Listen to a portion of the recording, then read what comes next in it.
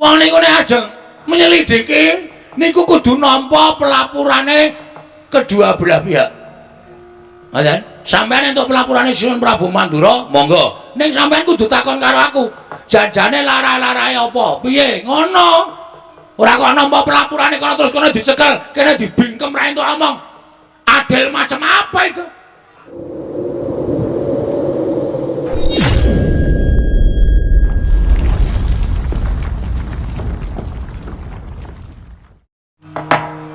Koko Prabu saestu adamel gugup gagap guragapan raosing manah dene rawuh paduka ingkang sengkan-sengkan datanpa pepoyan upami alih utusan gandhek sakembaran agengipun utusan Nayaka bilih paduka parang badhe tedhak wonten ing Praja Ngamarta saestu kula dyang raket Arata Kencana kinarya medhok paduka Kanjeng Koko Prabu jimat semban kula kinarya tandha buktinipun kadang taruna tumraping kadang werda sarta asung pangabektinipun kadang taruna tumraping kadang werda Koko Prabu jagat wasisaning Bathara Wayah tur jagat yayi nadyan nembe kawiyos sing pangandikan kemawon bebasan sampun tumplak punjen sinundul puyuh manah kula bombong ingkang tanpa pepindhang hembanipun kados dene kejugrugan Wukir Sari kelepaning Samudra Madu namung semantena kula suwun kanthi sanget tata upacara ning kaprajaning mekaten menika kula mboten satrepipun menawi kapisungsungaken dhateng Raka Indrawati. Krana pangraosipun ingkang Raka Indrawati pendak-pendak kula sowan dhateng negari Ngamarta tanpa beda kula menika wangsul dhateng negari Indrawati. Mangsa kula ingkang katetepaken benjang menawi para Pandhawa kadang kula wonten wekdal ingkang mirunggan tumuntun badhe tedhak tetinju dhateng Praja Indrawati. Kaicalma jigo kelawan Pekiwuk Durgama Sangga Runggi Ndarawati karangku kados dening Amarta Yai Prabu Darma Aji matur sembah nuwun tanpa pepindhan diningkang saklajengipun kepareng hamba barana ingkang sejati menggawi gatosipun menapa dene paduka kepareng rawuh wonten Praja Ngamarta menawi kepareng kawedharing kathah tumunten kababarna nanging mraiwadi tumraping para kadang sentana monggo Koko Prabu kula kandhi manjing saklebeting kedaton pepanggihan catur netra kawan ingkang rayi Ngamarta Koko Prabu Ndarawati yayi wonten timbalaning adawu wale-wale menapa ingkang sepisan sawanipun ing Raka Indrawati menika tetinju dhateng yuwananing kadang-kadang kula para Pandhawa dene ndungkap ing angka kalih wale-wale menapa sawanipun ing Raka Indrawati menika namung badhe nyuwun senjata pitulung dhateng kadang-kadang kula para Pandhawa sabab Udakawis sampun tricandra klenganing dinten sakmangke menika negari Ndarawati kados nandhang pepeteng. Mongko ingkang Raka pikantuk sasmitaning Jawata inggih namung para Pandhawa ingkang suka sabiyantu dhateng botripotipun ing Raka Ndarawati. Mila Yayi. Malih-malih menapa sawanipun ing Raka Indaraka dinten sakmangke menika namung badhe nyuwun senjata pitulungan dhateng kadang-kadang kula para Pandhawa supados padhang lelampahan ingkang sinandhang Praja Ndarawati Yayi. Menggo suraos kados pundi dene mekaten wiyosing pangandika paduka Kanjeng Koko Prabu ngamuti bilih para Pandhawa menika bebasan ngendika seklimah tindak sepecak mboten nate kantun tansah tetarosan lan paduka Kanjeng Koko Prabu nanging sabab menapa dene paduka paring dawuh bilih badhe nyuwun senjata pitulung dhateng para Pandhawa menapa mboten nami kuwalik Koko Prabu Yayi. Nun sewu wale-wale menapa? Mugi andados ning kawuningan. Bilih sampun wonten tigang condra tenggal gandika dinten sakmangke menika negari Ndarawati kados nampi welaking Jawata. Negari Ndarawati nados nampi pagebluk. Kathah para kawula ingkang injing sakit sonten ketiwasan, sonten sakit injing kapralaya. Monggo sampun madal saliring usada. Sampun boten kirang-kirang anggen kula budidaya. Ngarawakaken para Brahmana winasih sewa sugata miyang para nimpuna supados nambak rengkaning praja parandiring katindaken gagar wigar tananto karya. Mangsa kala ingkang sampun kula tetepaken ingkang Raka nglampahi sari nalite sesemek ron raja mula bebantal bata sarimbak. Jroning nglampahi semedi menika kala wawi ingkang Raka nampi sasmitaning Jawata.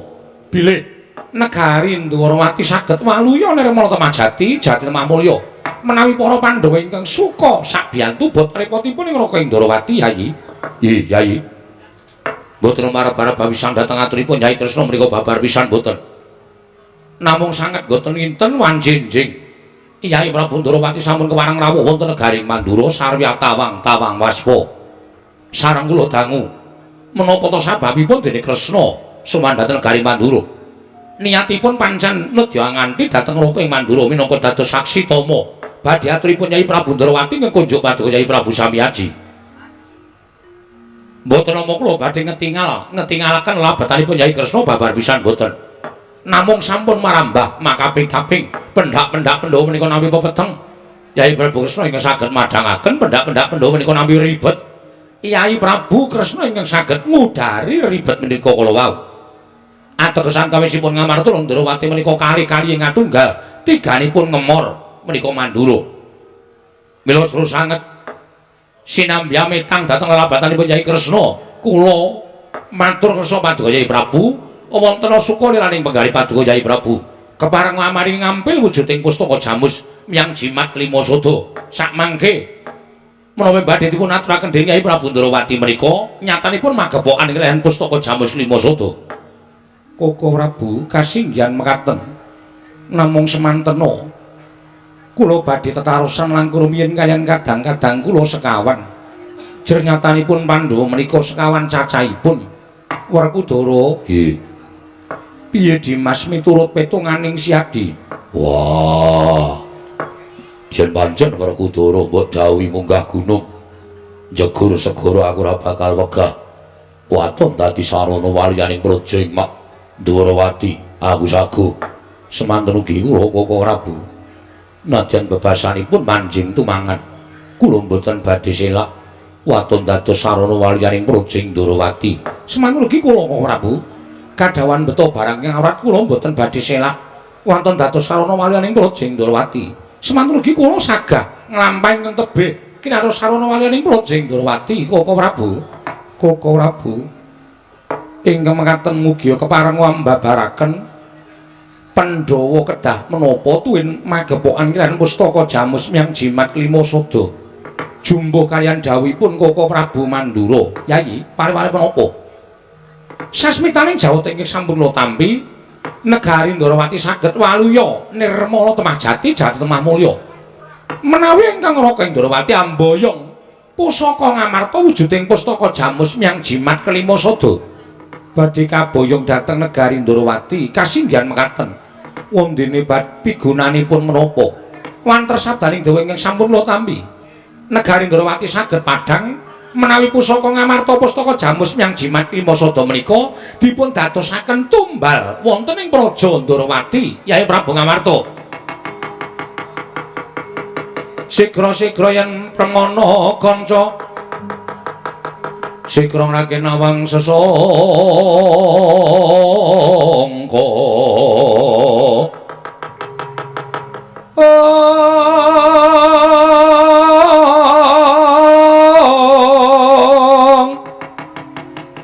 Narendra Pakmarwa sing sang Katri kumulung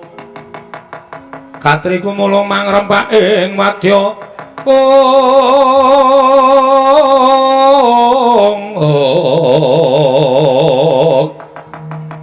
Kurta kura reka kiri ro nanggono magawe gelar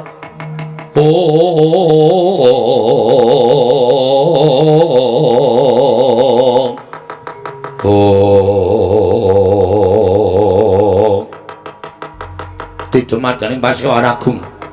Nalika semanten samya midhanget sabdanipun Nata Agung ing Ndrawati, Sang Nata Prabu Sri Bathara Kresna ndadosaken legek tyasing nata ing Amarta Prabu Darma Kusuma. Datan mubah, datan musik nganti kaya Pratima Kencana. Pratima tegese golek Kencana Mas Sumara cayane nganti kaya golek Kencana. Nglenggahi kanyut pinangga wardu kanyut ujar waganten wardu jar makersa minangka drung abang idra-dra manding dasaring Pertala. Kasaru geger njaba piyak ngarsa tangping mrika sebab namu apa to kang dari darunane ora numacan mrangke Gajah Medha saka Wandilan kejawi namung swanipun utusan saking Karang Kadempel nenggih putra kinasipun Lurah Semar Badranaya Lurah Petruk Kanthong Bolong sumawana ki Lurah Bagong dereng ngantos paripurna anggen kula nampi sabda pangandika paduka menika kadidene wonten swanipun Panakawan Petruk Ingkang abiyantara ngersa paduka tuwin ingkang rayi Koko Prabu jagat pasaning Bathara Wayah kula jagat. Kula ugi kaget Yayi. Dene Petruk sowan mongko tanpa tinimbalan. Nanging Petruk menika panakawanipun para Pandhawa, Petruk menika panakawan Ngamarta. Mila awon selpat leres tumrap katimbal menapa wigatosipun sowanipun Petruk wonten Praja Ngamarta. Koko Prabu lenggah ingkang langkung prayogi. Kula nedhi andangu dhateng sowanipun panakawan Petruk. Yai Prabu kula semanggahaken. Petruk kanthong bolong sawise asu ingkang dadi napas sasat ingkang dadi riwe. Padha raja sapraptanira panakawan Petruk kanthong bolong. Nunamit pasang Kalimantabe tinebena ing ladune dumawahing tawang tuwang sinuwun. Linepatna ing tulak manu. Menawi wonten lepatipun ingkang abdipun Petruk diagung pangaksami jar kula menika namung panakawan, kula menika namung batur. Mila menawi wonten lepat anggen kula sowan kiranging tata krami kiranging unggah-ungguh nyuwun pangapunten kula ngaturaken sembah bekti kula kunjuk. Iya Petruk ndak tampa. Ora liwat pangestu ingsun tampanana kula pundhingga jimat paripe dayana ing kasantosan amawakono kabagyaning gesang kula. Panakawan Petruk iya prayoga nunggon mulunggu. Nun nggih sampun boten kirang prayogi sinuwun. Panakawan Bagong padha raja sapraptamu panakawan. Berkah pangestunipun sinuwun Prabu Darma Kusuma nering sambikala sowan kula tebih saking Rubeda kepareng kula ngaturaken sembah pangabekti kula kunjuk. Menawi wonten klentah-klentunipun anggen kula ngabiyantara jar kula menika namung batur kula namung panakawan sinuwun.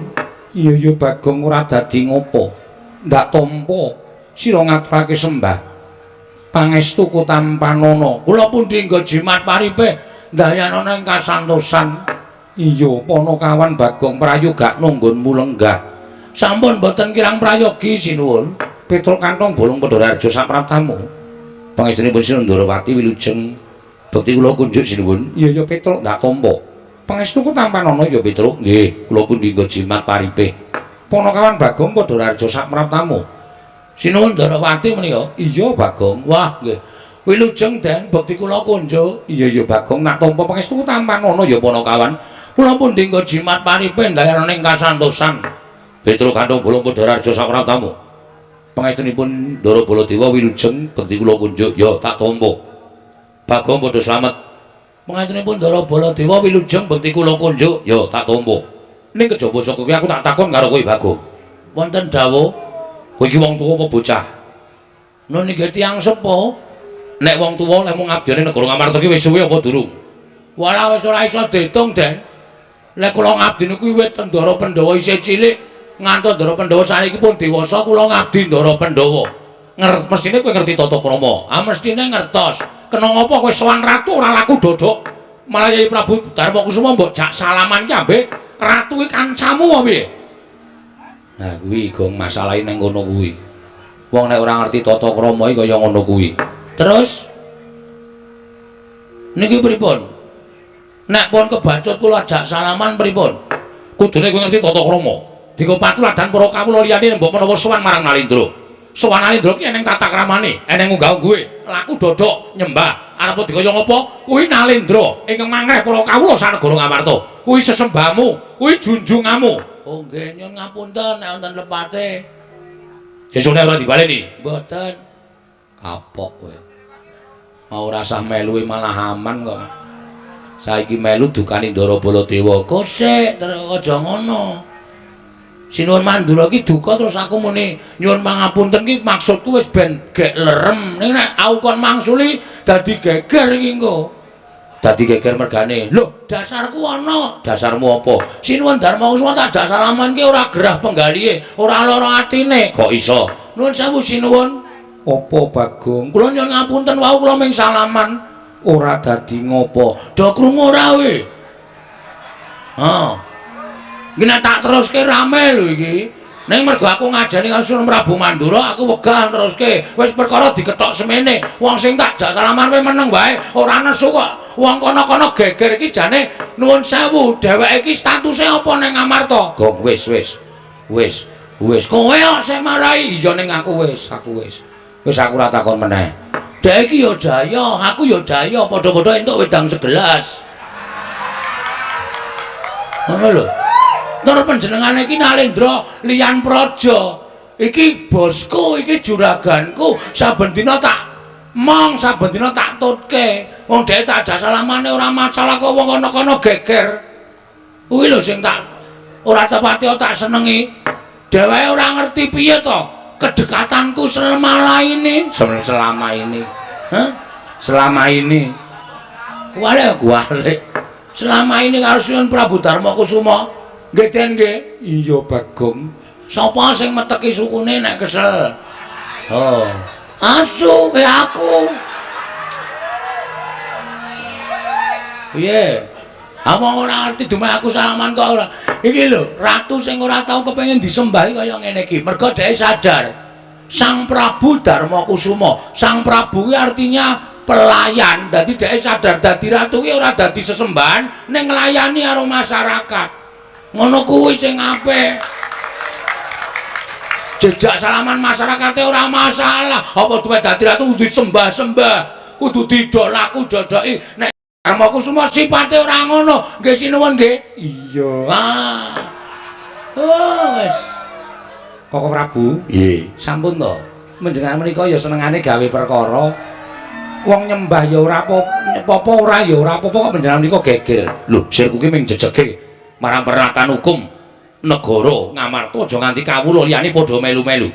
Nek kawula liyane do nyembah mboten napa-napa, kula niku mergo saking cedhake kok. Dadi ora masalah. Ya wis, ora perkara ya wis, aku ming takon kok. Ora usah getak-getak. Omongan alone iso. Nek ora dadi perkara ya wis, ngono penak ora pocet. Omongan sero iki marahi tensine munggah. Kuwi sing marahi do ora rukun ki omongane do sero-sero ngono kuwi.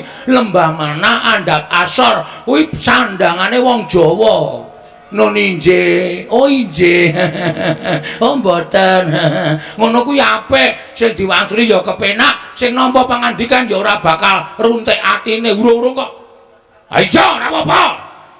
Ngono sing dak omong mesti nesu. Monggo katuran dahar sak-sak wontenipun. Ayo kono, tonggak gelak kono. Ayo ora penak. Koko Prabu, Nggih. nadyan namung seklimah nanging lebet lho aturipun Bagong menika. Jero kok ya. Ora jero ora main. Pedro, Dalem, selamat. wilujeng bekti kula nggih Den. Yo, Bagong. Nun, Selamat kamu. mantenipun Ndara Werkudara wilujeng. Yo, penakno. Sampun mboten kirang kepenak. Lho, kata-kata nira ketok nek cedhak ta, Tru. Selamat lho, selamat. Kono pangkate dhuwur lho. Senopati lho. Senopati Ngamarta iso Ndara Werkudara lho. Nek karo ademing, selamat Gong, selamat. Ora dadak Bagong, sak tekamu tanpa kanyono-nyono. Kowe padha selamat niring sambikala. ora perlu aku tegese nglakokan kata-kata ning ora masuk. Ayo. Ya wis bener. Penakno lungguhmu Bagong. Sampun mboten kirang prayogi. Yo. Ponokawan Petruk Raharja, pengajengipun Ndara Janaka wilujeng. Bagong selamat. Wilujeng Den, bekti kula kunjuk. Iya ya tak pompo prayogakno. Nuni nggih. Nuni nggih. Petruk Bagong padha Raharja, Bagong Petruk padha Raharja. Kowe sik aku sik, Gong. Kae kon tertib le nimbali kae. Kon tertib piye? Sing ngarep kok Petruk Bagong, sing mburi kok Petruk Bagong. Ku nek le sing nyauri bareng, ayo. Petruk Bagong padha Raharja. Nah, kowe sik Truk. Wilujeng Ndara Kembar bekti kula kunjuk. Wilujeng Ndara Kembar, bekti kula katur. Iya iya. Pangestuku Tampanono. Iya ya pangestuku Tampanono. Petruk Dalem sinuwun. eneng apa dene sowan mongko tanpa tinimbalan. Kembar mun jatur sampun Sinum Prabu Darmakusuma lepat diagung pangaksami. Iya ya Petruk ora dadi ngopo. Murugake matura. Wale-wale menapa sinuwun? Sowan kula menika mboten saking pikajengan kula piyambak, namung dapur kula menika dipun utus dening Bapak Semar. Bapakmu utusan lawan sira, Nuni nggih. ya gene utusan apa? Bapak menika nuwun sewu. Kula tak nirokke suarane Bapak ampun nganti ana tetembungan undhak ing pawarta sudaning titipan. Undhak ing pawarta sudaning titipan kuwi piye? Upamane undhak ing pawarta, upamane Jaman sakmangke menika sampun lembrah. Kidul desa ana ula gedene sak jempol, mengke tekan tengah desa ana kabar ana ula gedane sak lengen. Mengke tekan lor desa wis ana kabar ana ula gedene sak glugu. Kabar kaliyan kasunyatan menika mboten sami utawi jaman sakmangke dipun sebat hok. Kirek dengkulmu kuwi. Hok iki kabar ora nyata. Sudaning titipan menika malah sampun dados adat budayanipun kula lan panjenengan. Tegese piye? Saka dhuwur grojok-grojok tekan ngisor tetes. Menika sampun kelampah wonten pundi papan. Ning sak saged dipun cali. Iya. Mula napa sing dikandikake Bapak ajeng kula aturke kanthi waloka terwaca mboten ajeng kula tambahi, mboten ajeng kula suda. Bapakmu kena ngopo, Petro? Bapak menika sampun wonten setunggal candra menika kaya wong lara ning ora lara, kaya wong masuk angin ning jane waras. Longok-longok wonten ngajeng griya, tenguk-tenguk ora mobah, ora musik, mboten siram, mboten nendra utawi sare, ming tetenguk wonten ngajeng griya. Pendak-pendak dicaosi daharan mboten didahar, dicaosi unjukan mboten diunjuk. Mung tenger-tenger kaya wong nuwun sewu, kaya wong arep lali pikiran nika. Kaya wong ajeng stres. Hakanan sing kaya ngoten niku ndadekake kuwatiring Petro gareng kali Bagong. Tumuli kula ngejak kakang kula gareng yo reng yo Bapak disowani yo Gong yo. Wong telu sarujuk sowan ngersanipun Bapak terus nyuwun pirsa kalian Bapak, Pak, eneng apa? Bapak kok sedih iki jane mikir apa, menggalih apa? Nek Bapak kuwi duwe pepinginan ngendika karo anak-anak. Mergo wong urip iki cakra manggilingan, Pak. Nek bocah-bocah biyen isih cilik tok dulang, tok bola wentah, tok ajari omong, tok tetas kaya iso mlaku lan mlayu. Lah saiki bapak ki wis sepuh dadi tanggungane anak. Nek anak wis do mentas kabeh. Mula nek bapak duwe kepinginan kuwi, bapak paringa dawuh pengen apa, kersane piye, mengko anak-anak sing budidaya nyukupi sapa apa sing dikeparengake dening bapak. Bener Peto, nggih. Ha, bibar menika bapak menika terus krekel-krekel unjalambegan jupuk rokok. Terus bareng niku paring pangandikan kalih Petro. Ngene ya, Le. Jane aku meneng wae iki aku ora mikir kowe, jane aku meneng wae iki aku ora mikir kulawarga. Aku ora meneng wae iki aku ora mikir apa-apa. Ning aku mikir marang kahananku. Lho kahanan bapak sing pripun? Aku ki mbiyen nek gelem dadi dewa wis dadi dewa. Ning gandeng aku ki gandrung marang karukunan, gandrung marang katentreman, gandrung marang kamanunggalan, mula aku trima dadi pamong. Momong para satri ngatetken ati suci pepayung budi rahayu. Wiwit saka Sang Marteng jagat Prabu Rama Wijaya tak mong wis paripurna. Terus aku momong ya kuwi mbah-mbahne para Pandhawa.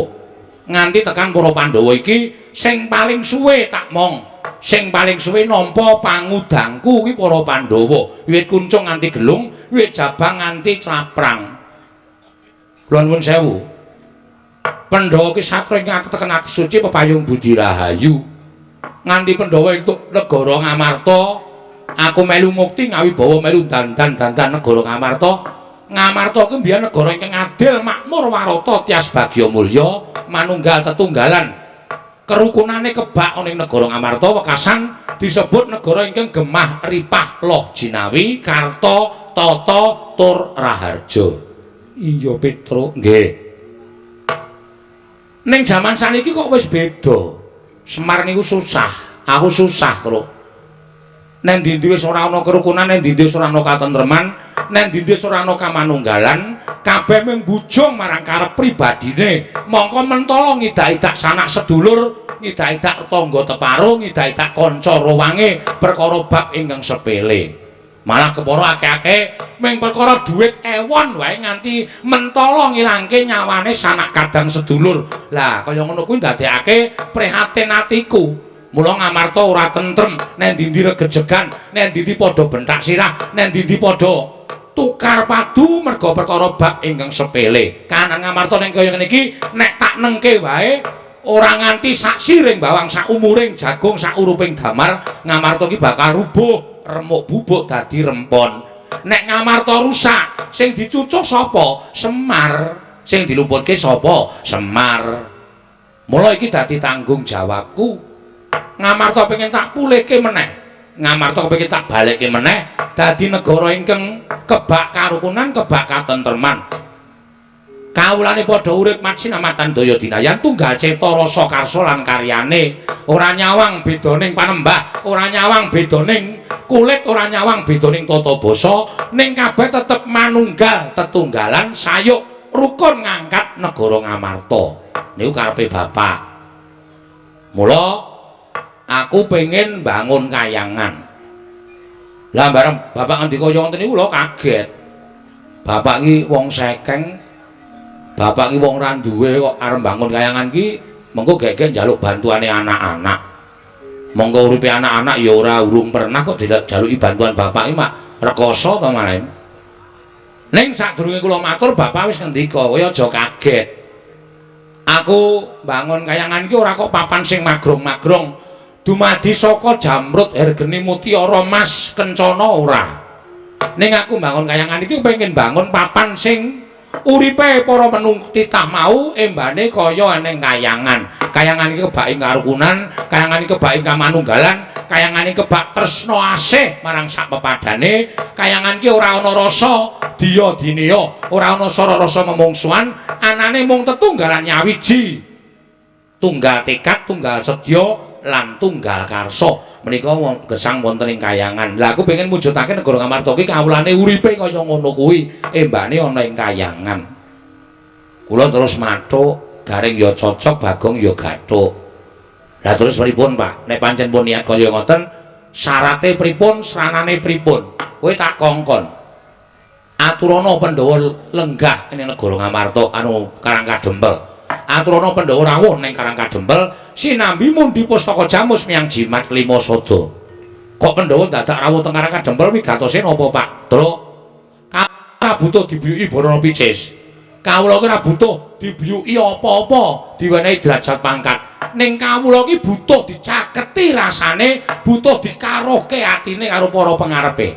Nek Pandhawa ki tansah cedhak karo para kawulane ora mapan ana ing kutha Gala Karang Pradesan nadyan ana ing Paredèn ana ing pagunungan dicedhaki rasane ditanting atine karepmu piye sirmu ngopo ayo to tak tampa apa kampang gresahmu para kawula niku kawula bakal percaya karo pengarepe nek pengarepe kaya ngoten niku kawula bakal sengkut gumregut bangun praja bangun negara mujudake negara ingkang adil makmur warata tias bagya mulya ngoten.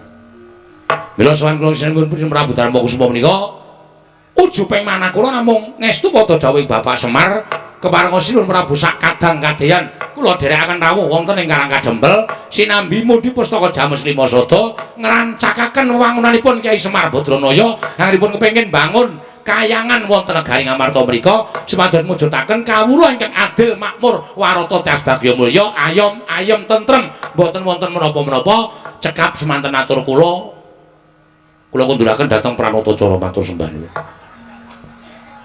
Pranatacarane sapa itu? Ah ora ono aku ya ming mbangane keturan omong aku nang pikiran ki turahe wis ngono kuwi.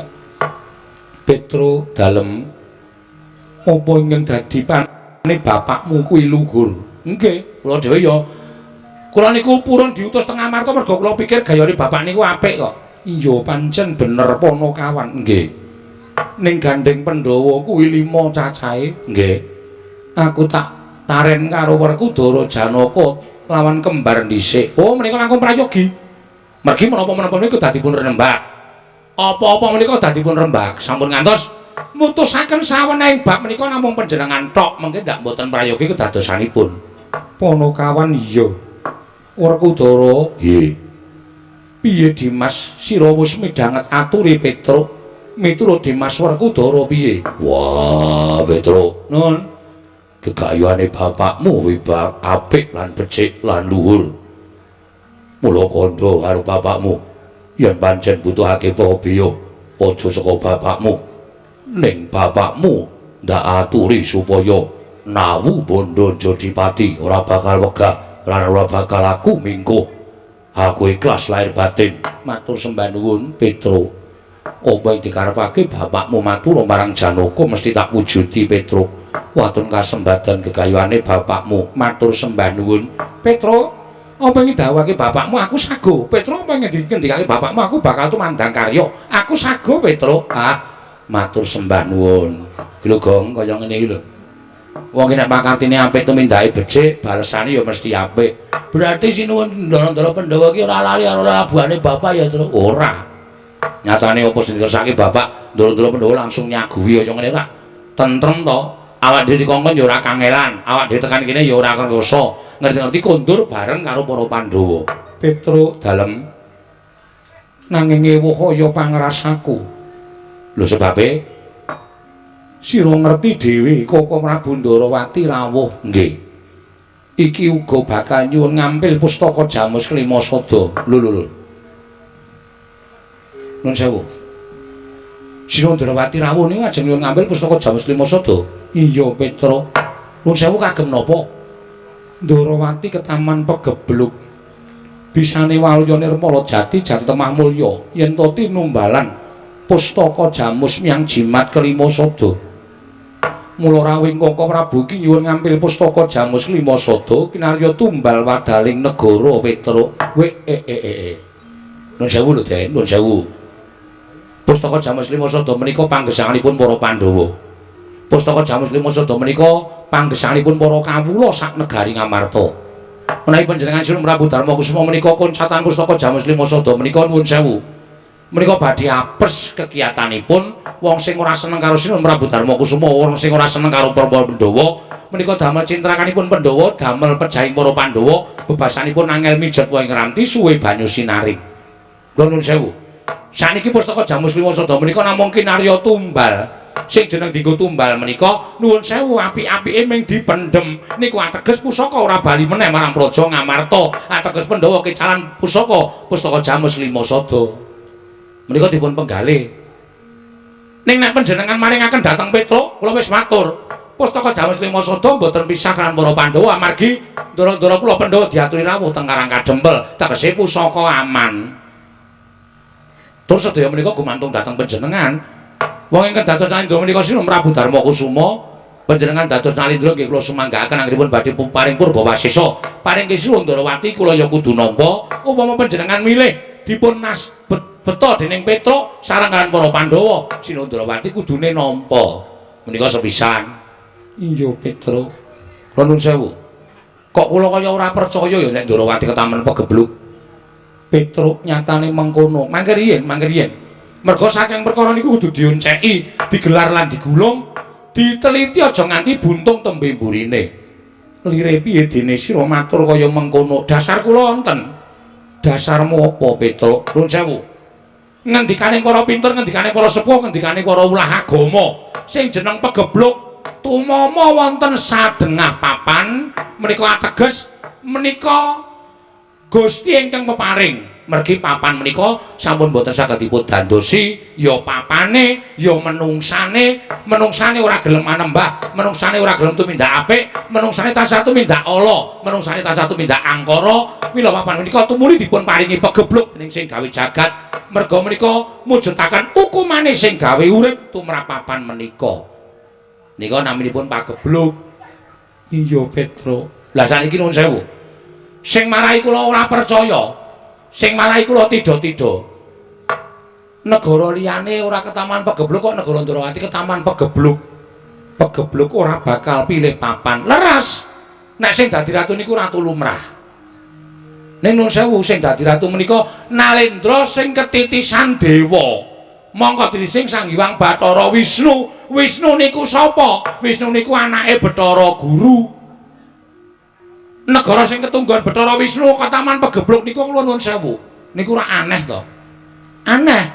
Merga upama ketaman pegebluk niku ya saora-orane negara Ngastina. Ngastina niku ratune jahat, nayakane jahat, punggawane padha elek. Kawulane ya pakartine sak isoring dramaan. Niku nek ketaman pegebluk niki wong sing krungu memper. Merga ratune watake angkara. Ning upama Ndarawati niku kondang ketaman pegebluk nika sing do teng angkringan nika do mempertanyakan.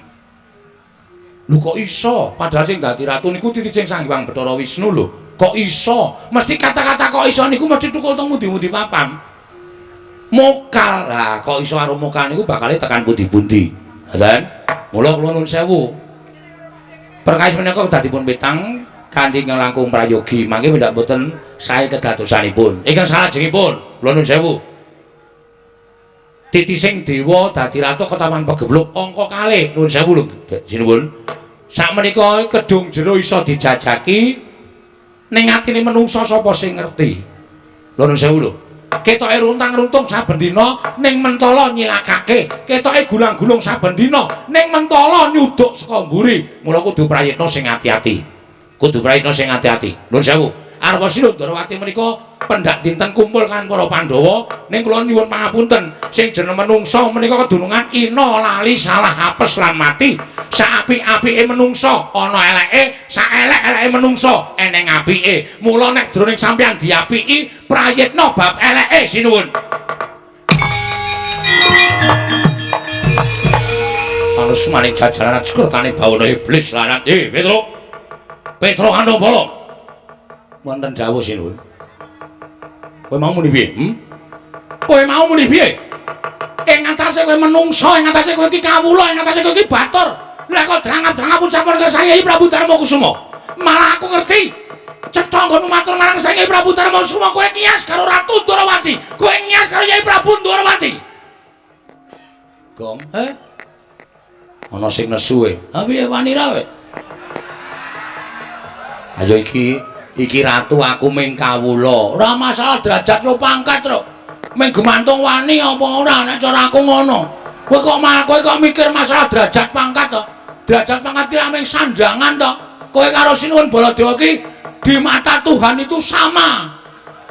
Ora ana bedane ngono.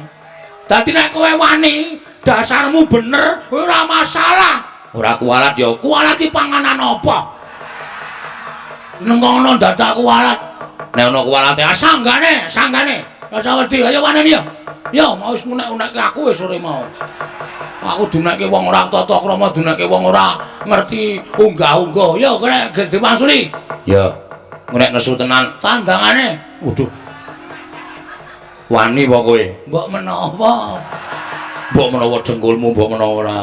Aku gak angger kowe wani, aku wani, angger kowe wani, aku ora wani, aku melu-melu kok wengi. Oh iya. Guys, mangsuli lho. Ya. Nun sewu sinuwun. Panjenengan kok duka-duka kali kula. Mesine aku nesu karo kowe. Kowe ora ngerti tata krama, kowe ora ngerti unggah-ungguh, kowe ora ngira karo derajatmu, kowe mengkere ketibal. Kowe suwane negara Ngamarta. Kowe butuh pustaka jamu jimat Kimposo ora sang elek karo Kyai Prabu Ndarawati. Padha-padha butuhke sing diwenang Kyai Prabu Darmakusuma. Arep diparingke Sinuwun Prabu Ndarawati ya apik, diwenehke kowe ya apik. Lah nggih, niku adile teng niku. Terus kula tak takon, sampean kok muring-muring kuwi sampean muring-muring perkara apa? Hah? Muring-muring perkara apa? Muring-muring perkara apa, Bol? Lho. Bol sapa? Baladewa kowe. Hah? Wangsulan kowe. Wong muring-muring iki kena nesu ora masalah, ning ana masalahe. Ora waton ngegas. Akene iku rino getaki wong emang digetaki ya, Tru. Ora wedi. Kula tak takon sampean muring-muring perkara apa? Aku tak takon karo kowe. Kyai Prabu Ndarawati iki sapa? Lho. Kyai Prabu Sinuwun Prabu Ndarawati ya Sinuwun Prabu Kresna. Lah iya kuwi apa? Lho, titah wong. Kersane pripun? Goblok. Karo aku iki apaku? Lah iki Gong, kuwi sontekke wae kuwi ketok arep edan kuwi, Tru. Kok arep edan ya? Karo adine dhewe kok ndak tak takon wong liya. Wis nek ora eling ora kelakon to. Ya digoneng das maskes. Das maskes ki apa? Kuwi lho sing nggon mriksa kuwi lho puskesmas. Pusmeyong. Niki rayi panjenengan. Lah kene ngerti, lah nggih ngertos. Lah kok wani ngomong Kyai Prabu Ndarawati? Lah kula ngomong teng pundi? Kowe ngene Kyai Prabu Ndarawati iki panjalmane mungsuh. Omongan kaya ngeten iku ukarane teng pundi kula tak takon. Ora ana ukarane kula ngarani Sinuwun Prabu Ndarawati menika panjalmane mungsuh. Kowe matur. Nggih. Ya nek iki Kyai Prabu Ndarawati tenan. Nek panjalmane mungsuh kedung jero iso dijajaki. Atine menungso sapa sing ngerti? Kuwi tegese kowe ngunekke yen Kyai Prabu Ndarawati ki panjalmane mungsuh ning mbok ubeng-ubengke ukaramu. Ya apa ora? Aku tanggap, aku ngerti. Nuwun sewu. Kula mboten ndek niat kaya ngoten niku. Ning kula mengelekke Sinuwun Prabu Darmakusuma kudu eling, kudu awas. Sampun ngantos Sinuwun Prabu Darmakusuma menika nuwun sewu kejeglong dhateng kelampahan. ingkang tumrap panjenenganipun menika mujudaken satunggiling pitulungan ning janjane malah ngrekasake awake dhewe. Kula nuwun sewu kula namung matur mekaten menika. Lah tegese kaya ngono kuwi Cubriya ya Prabu Ndrawati. Perkara Cubriya menika hak kula. Wong menungsa niku diwenangake nyubriyani karo sapa-sapa kok. Hak kula. Ngoten. Kula Cubriya karo sampean mboten napa-napa. Kula Cubriya kali niki mboten napa-napa. Sampean Cubriya kali kula ora apa-apa. Niku hak sampean. Aja dibondo kamardikan ati kula. Ngoten lho. Aku yang ngono kok ora entuk. Dume sampean ratu kok kula kawula ora entuk Cubriya karo ratu entuk mawon. Sing ora entuke sapa? Mikir kowe. Rawatane somong kowe. Ya terus. Kakangku insinyur itu. Ora no. Ora kok, ora. Aku nek sekolah kae ngopo? Nang pasar. Dan kowe iki tak kira nek kanu fakultas e. Ayo nang pasar fakultas. Oh. Saiki ngene. Saiki ngene Petro. Pripun kula manut karo sampean. Kowe saiki tak jaluk bali. Lho, nuwun sewu, kula sowan mriku mboten sinuwun Prabu Baladewa sing kula sowani. Ning kula sowan sinuwun Prabu Darmakusuma. Mila kula dawuh perintah Sinuwun Prabu Darmakusuma kula badhe ngestakaken dawuh ning nuwun sewu bebasanipun sak keranjang koprak pangandika sampeyan mlebu kuping kiwa metu kuping tengen. Nuwun sewu panjenengan mboten duwe wewenang tumrapi negari Ngamarta. Edian. Wah, dalah. Malah wani karo Rata Mandura Prabu Baladewa. Nuwun sewu kula mboten wani. Kowe bali. Bali kowe kandha karo bapakmu. Bapakmu ki wong sekeng, bapakmu ki wong ora duwe. Bapakmu wong melarat kon ngilo karo cengele. Arep bangun kayangan ki sing goragat cengele bapakmu ki apa piye? Gong, Bapak dunekke. Ngene piye? Bapakmu kae sing goragat cengele apa piye? Ngono kuwi, Gong. Kowe nesu ora? Ora. Lho. Mbok nesu. Sing bapake sapa? Bapak Semar. Babe Semar. Waduh. Heeh. Duneke piye? Duneke bapakmu ki kon ngilo karo cengele, ngilo karo gicoke. Arep bangun kayangan iki bapakmu sing goragat cengele. Sing muni ngono Prabu Baladewa. Prabu Baladewa. Heeh. Truk. Minggir. Mundur. Ya.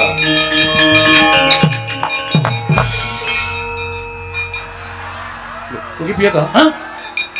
Kowe iki ngopo nglakon aku mundur? Ngapa? Aku kok tengok kene iki apa? Aku ya mundur.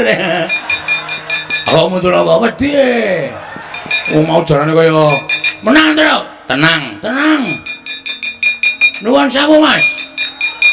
Sampeyan omongane kok atos lho. Bagong iki. Ngopo dadak diganti kowe? Lho, Petro kesel. Aku sing kudu ganti karo sampeyan. Sampeyan muni piye? Mang baleni. Sampeyan ngendika napa? Mang baleni. Lho, kowe malang kret ning ngarepe Baladewa. Kowe ora ngormati karo Baladewa. Kowe ora ngajeni karo Baladewa. Mbok anggap aku ki apa marang? Sik, Mas. Ngene ya, wong Jawa ki ana tetembungan, nek kowe kepengin diajeni ngajenono. Nek kowe kepengin dibasani basanono, nek kowe kepengin ditata kramani, kowe tata krama. Ana tetembungan, nek kowe ora gelem dijiwit aja jiwit, nek ora gelem ditabok aja nabok. Sampeyan wis ora ngajeni kok. Dapurme kok tak ajeni, Bapak, Bapak. Kowe mau muni piye? Kowe mau muni piye? Truk. Iki mau muni piye, Truk? Lho. Aku iki kelingan ora, aku ora do makler mau. Ngene iki muni ngene iki. Muni piye rada cecane ya. Petro. Kowe bali yo. Omong karo bapakmu. Kon ngilo karo gicoke, kon ngilo karo cengele. Bapakmu kok bangun kayangan ki. Bapakmu ki gablek apa? Sing nggo mbayar cengele karo piye? Dian. Aduh. Enggak kuat aku, Tru. Nek enggak kuat nesu, Gong. Aku nek ora kuat semaput e. Padune arep mundur. Anjur semaput ora. Muni ngono kuwi. Edan tenan Baladewa, Baladewa. Aku tak takon karo kowe. Ora basa barang. Tuwa aku mbangane kowe. Aku wis dolan-dolan ngepit, kowe iki urung lair, Boy. Ati aku ora basa karo kowe ora masalah. Sing tak basani apa? Mekutamu kuwi. Sing tak basani apa? Derajatmu kuwi. Percuma nek kowe ora ngajari karo kawula kaya ngene iki. Kae do keplok apa ya, Truk? Seneng karo omonganmu. Omong ngono kon ngijoli dhuwit wae. Oh iya. ngidoli dhuwit wae. Keploki nek ora ana apa-apane percuma. Sadar ora kowe? Hah? Walah Baladewa, Baladewa. Barang saiki kowe nganggo mekutha, kowe nganggo bintang nang pundak, kowe nganggo derajat pangkat blas. Kowe ora ngajari wong-wong sing kaya aku ngene iki. Kowe ora kelingan uripmu biyen endi? Uripmu nang Widara Kandang, kowe dititipke karo Demang Sagopa karo bapakmu Prabu Basudewa. Mergo jaman Swara dipateni karo Kangsa. Ngerti kaya ngono biyen tak keke Kangsa men modar. Ngerti nek sifatmu kaya ngono lho. Aku sing nutup-nutupi nek prajurite Kangsa goleki sampean, aku sing nutup-nutupi nganti totoh nyawa. Ning tekan semene apa? Kowe tau ngekai aku apa? Terus dong, terus. Ayo, semangkean ora. Kowe iki biyen cilik-cilikane ya nyunggi garu, nyunggi luku, nggawa kebo ngluku ning sawah. Sikilmu ya gupak blethokan. Kowe iki ya biyen wong desa. Barang saiki lungguh kursi sithik kowe glelengmu ora mekakat. Mbok sadar. Sadar ora kowe jaman semono ki ora nggon aku gong aku goleke wong 40. Kok nyoblos aku kabeh pokoke. Kowe njaluk apa engko tak turuti. Kowe omong sok kene iki dideki toilet. Sok kene iki diaspal. Sadar ora kowe? Bareng kowe dadi sprene aku isih melangkring nang watu sprene. Ngre bokonge sisi kena banyu mak nyes. Nyes enak banget ya. Enak. Saya nek esuk kae luar biasa rasane. Ha iya. Hah? Mula sampean iku kudune sadar ora sampean ae dhewe. Sampean ngunek-unekke kula kewirangan. Kewirangan asli. Saiki arep ngopo? Taunana Windanana. Bagong ora bakal mundur yen to dikon bali. Barek apa jenenge kuwi? Jar kowe ora. Tru, nah aku rada kami sosoran gedhek cengle, Tru. Oh iya. Sak kulino nek omong iso kanu terus gedhek dhewe ora lancar. Oh iya. Mula untuk dina iki nganti sing jenenge akon bali Bagong Tru. Taunana Windanana. Ora gelem mulih. Ora bakal aku omong karo Bapak Semar. Nek para penjual kepai ora nggawa pustaka Jamus Kelima Sada ora bakal bali. Ambok pepalange aja kok wujud menungso cengel aja ndas. Ndas edan aku ya ya. Ana Widanana ya. Nadan dewa mudhun ning jagat dadi pepalange Bagong rawe-rawe katat. Rawe tarandas malang-malang tak putong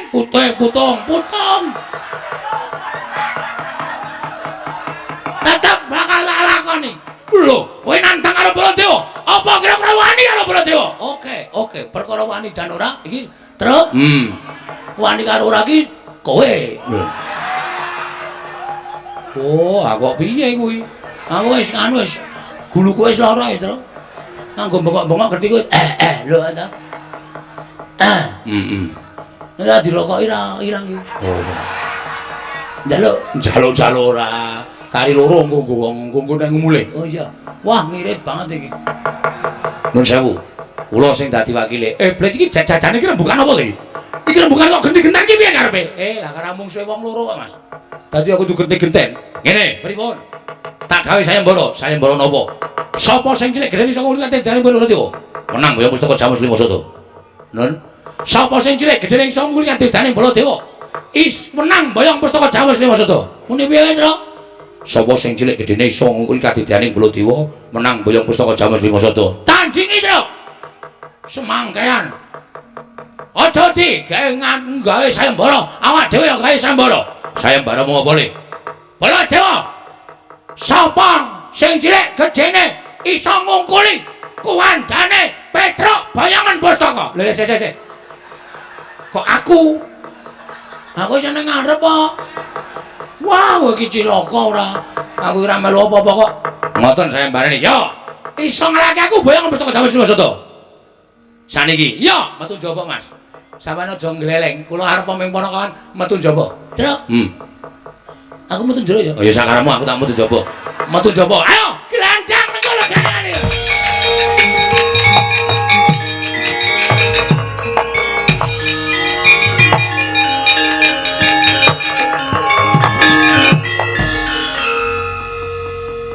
Petruk wis metu karo Koko Prabu Mandura lah kok Bagong malah mbegogok nang kene.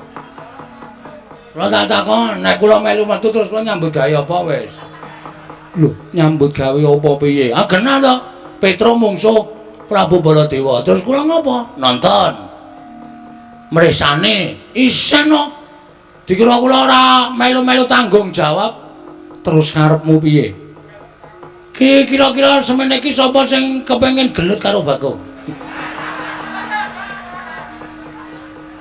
Kok suaramu kaya ngono? Ning wis kok emosine wis tekan kepalane ora wedi sapa-sapa.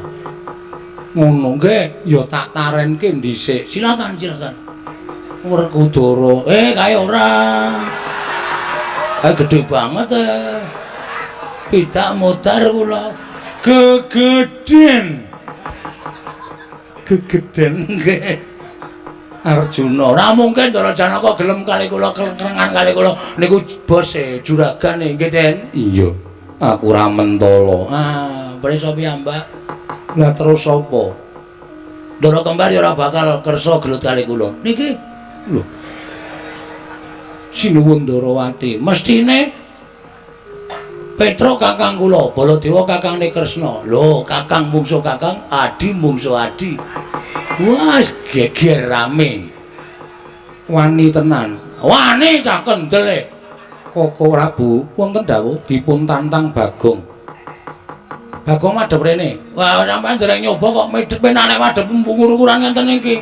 Omong-omongan niku. Ora-ora raine anane waton sero-sero.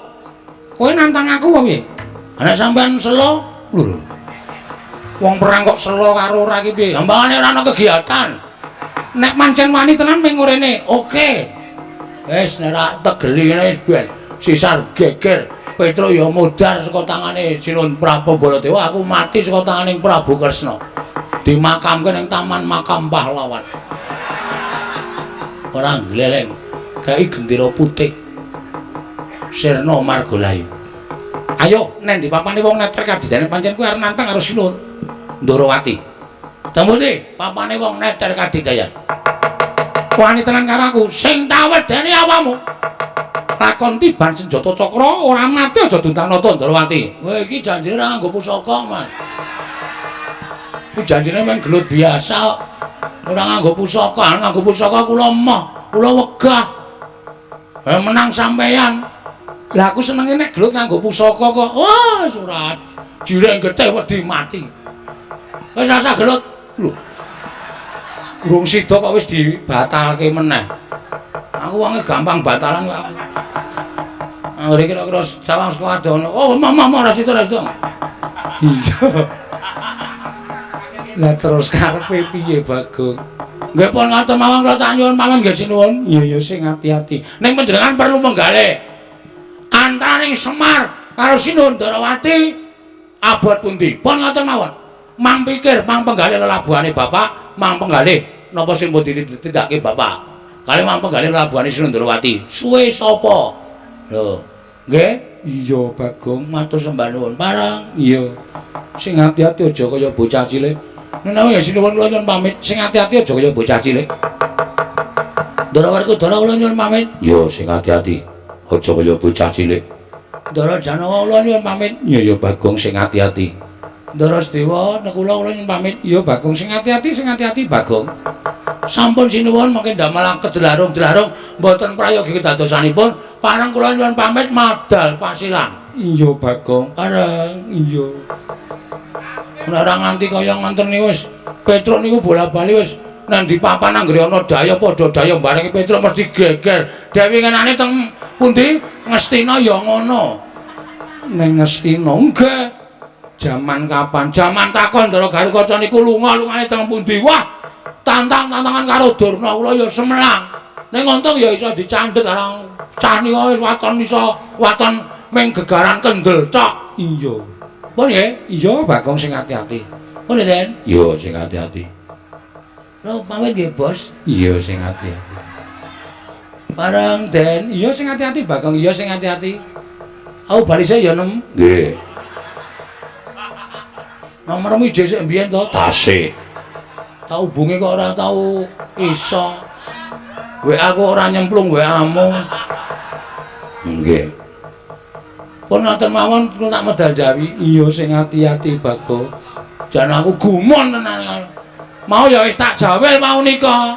Aja wani karo Sinur Mandura. Ning ngeyel Petro ki anggere emosi nu angel dikendhaleni. Kula-ulane nganti sok judeg nek dikongkon bapak karo Petro jane kula emoh. Ning gandeng bawane utusno karo Petro. Nggih to? Iya.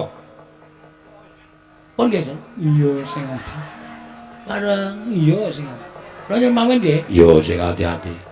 Kula nyuwun pamit lho. Iya sing ati-ati. Iya sing ati-ati, Pak. Iya Bagong sing ati-ati. Nggih, Pak hati-hati. Wah, wis ngono wae ah. Ndak selak kesuwen iki. Wis jam yamene ora ge rampung-rampune jejer. Lho nika. Petro malah pun gawa glugu nika. Napa mboten nyemelangi? Endi Bagong? Nika. Wah niki nek mboten ndang kula cegat. Sinuwun Mandura iso digebuki nganggo glugu ale Petro. Sing ati-ati. Parang nyuwun pamit sinu. Iya ya Bagong sing ati-ati. Pun nggih, Den. Iya. Pun nggih. Iya sing ati-ati. Ndara nyuwun pamit. Iya sing ati-ati. Ndara ora nyuwun pamit. Iya sing ati-ati, Bang. Wah, nyuwun pamit nyuwun tambah pangestu. Oh senes kok, Den. Wong ngunggahke usuk. Mulai dan Nggih, pun nggih. iya. Pun Ya, Mbah, ya. ya etahe dipamiti ora lahir batin to. Kowe pamit kok bola-bali. Amit bola-bali. Kok ora tanggap to iki? Semelangku. Kula niku le semelang kuwatir nek kula mungkur dirasani. Sing ngrasani sapa? Sampeyan niku. Ling ngrasani piye? Aduh, Bagong mau kok Urung tak kei dik. Enggak ya. Ada. Ayo. Arep guyu, ayo. Aku ngguyu ki mergo weruh polahmu. Wong kok iso wae ming arep njaluk duit kok trobos kono trobos kene. Carane dhewe-dhewe. Sing arep ngrasani iki ya sapa? Wong ora ana wong ngrasani kok. Ora gara lho. Ora. Oh ya wis. Ya pun sekecake ora ndek perasaan. Ora ngrasani blas wis ora ndek perasaan. Menengo wae ku anggere bali dene tak dupake.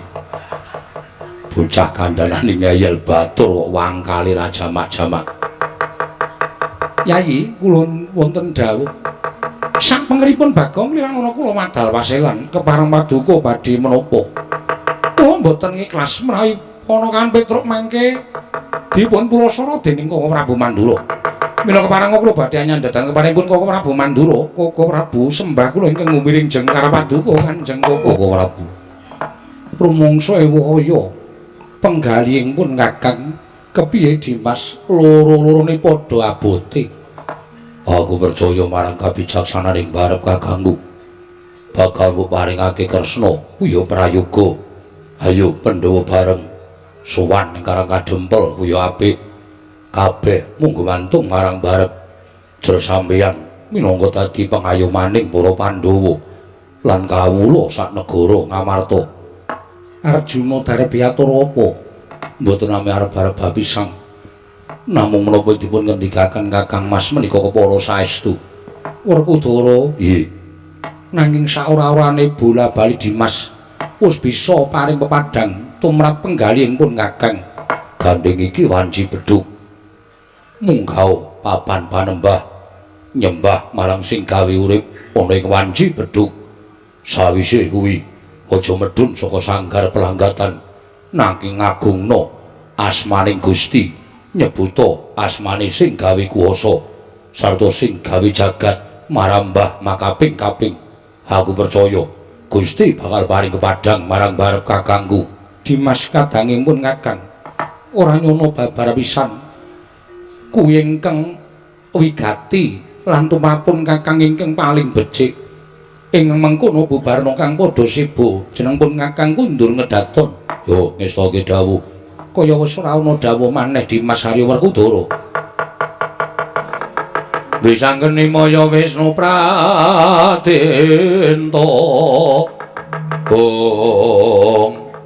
Ki sing diarani kriwikan dadi grojokan geguyon dadi tangisan lho.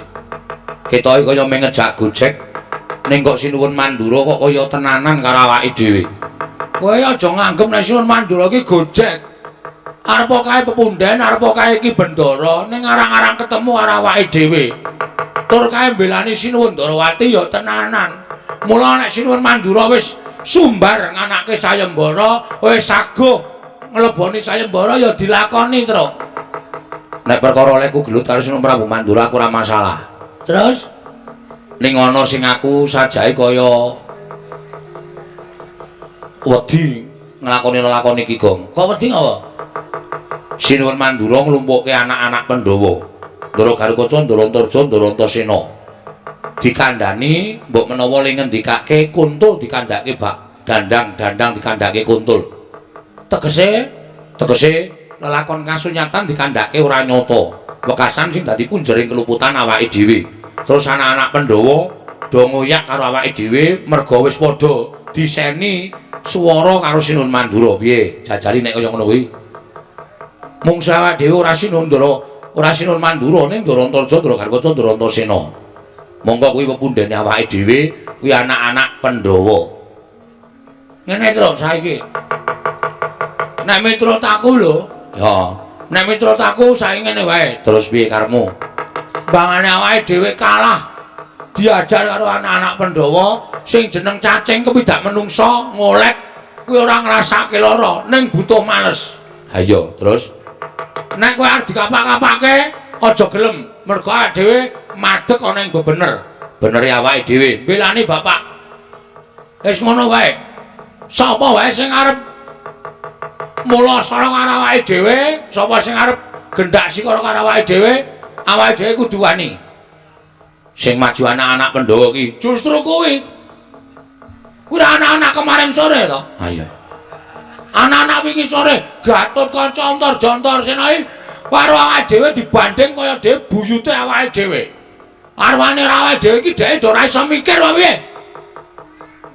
Nek kira-kira nyekel karo awake dhewe, wani rasa semelang. Oh iya. Apa jare? Nek nganti awake dhewe mati, wong urip iso dinteni apa aku tak takon. Hah? Wong urip semene akeh iki mung do antri modal. Asline ngono kuwi. Tur mati urip iki gumantung karo sing gawe jagat. Mati urip ora gumantung karo Ndara Garukaca, Ndara Antarja, Ndara Antasena. Ning mati urip gumantung karo sing gawe urip. Ha ta? Heeh. Isa kowe musuh Ndara Garukaca, Ndara Antarja, Ndara Sena, kowe perang karo nom-noman Ngamarta menang lho ora gleleng. Ning ketoke kok ora mungkin ya, Gong. Sing ngomong ora mungkin sapa? Wong ki anggere wani budidaya apapun itu iso terjadi. Ya wis, aku manut karo kowe. Oke. Nek do tekan kene kira-kira arep ngajar karo awake dhewe, krubut loro. Oke, siap. Tenanan lho Gong ki. Asli ora goro. Aku nek kene iki sik, aku tak ganti. Ya. Ora ganti sing ngene iki. Wah, nganggo training tok. Iki nggo pencak ra beres. Oh iya. Wis pokoke kowe rasa semelang. Aku wis ganti kathok abang ngene iki. Asli aku mengci arep nguyuh. Lho.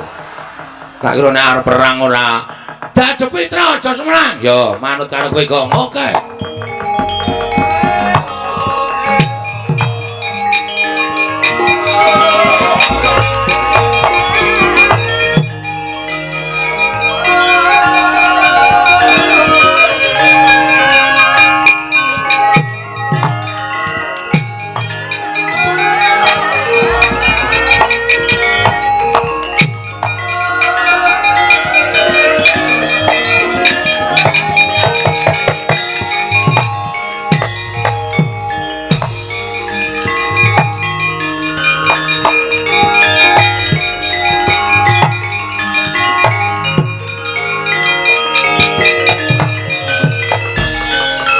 Ndara Antasena, iya, Truk.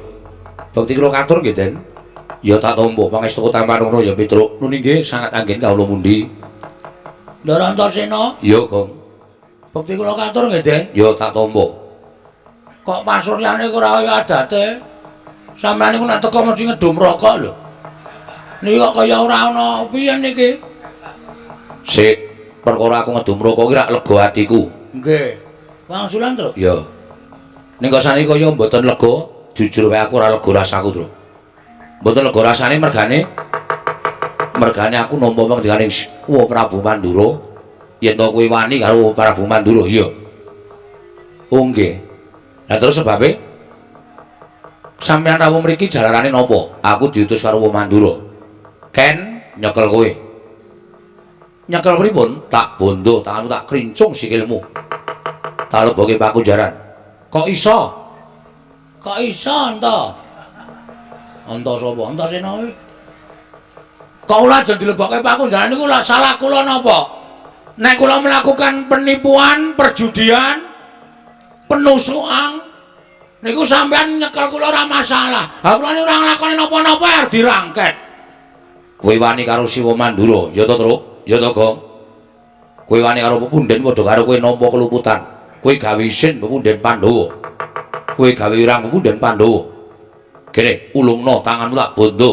Bagong San tak bondo leboke pakunjaran, ora tak pakani mati ning pakunjaran kowe. Piye, Gong? Nek mundur-mundur. Iya. Mundur terus. Iya. Kene le. Wangsulane wong ngene iki nek wong gleleng nek ora tempuke wong gentro kene iki ora. Sik, Mas. Masalah iki nyekel aku monggo, terserah, ora masalah.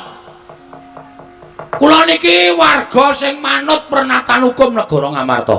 Kula ora bakal selak. Kula ora bakal endo nek pancen Bagong salah, nek pancen Petruk luput, ora masalah.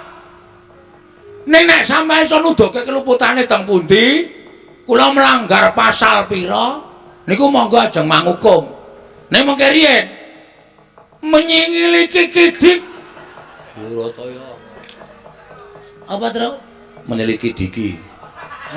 Ya kleru ya. Menyelidiki. Wong niku nek ajeng menyiliti, Alah. Menyelidiki. Menyelidiki niku kudu nampa pelapurane kedua belah pihak. Ngoten. Sampeyan entuk pelapurane Sinuwun Prabu Mandura, monggo. Ning sampeyan kudu takon karo aku. Janjane lara-larae apa? Piye? Ngono. Ora kok nampa pelapurane kono terus kono dicekel, kene dibingkem ra entuk omong. Adil macam apa itu? Nah, ngono kuwi, Gong. Meneng kowe, men ora usah cerewet. Yo. Yo, saya tak takon karo kowe. Takono, waton rangel-rangel. Sebabe apa kok wani karo Siwa Mandura? Nah, ngono iki lagi adil. Sebabe ngene, Mas. Aku karo Petruk dikongkon bapak. Yo, kowe iki mbok basa karo aku. Wong kok ora basa karo aku kok. Aku pancen ra iso basa. Padha aku ora iso basa. Aku dhek pelajaran basa Jawa ora mangkat.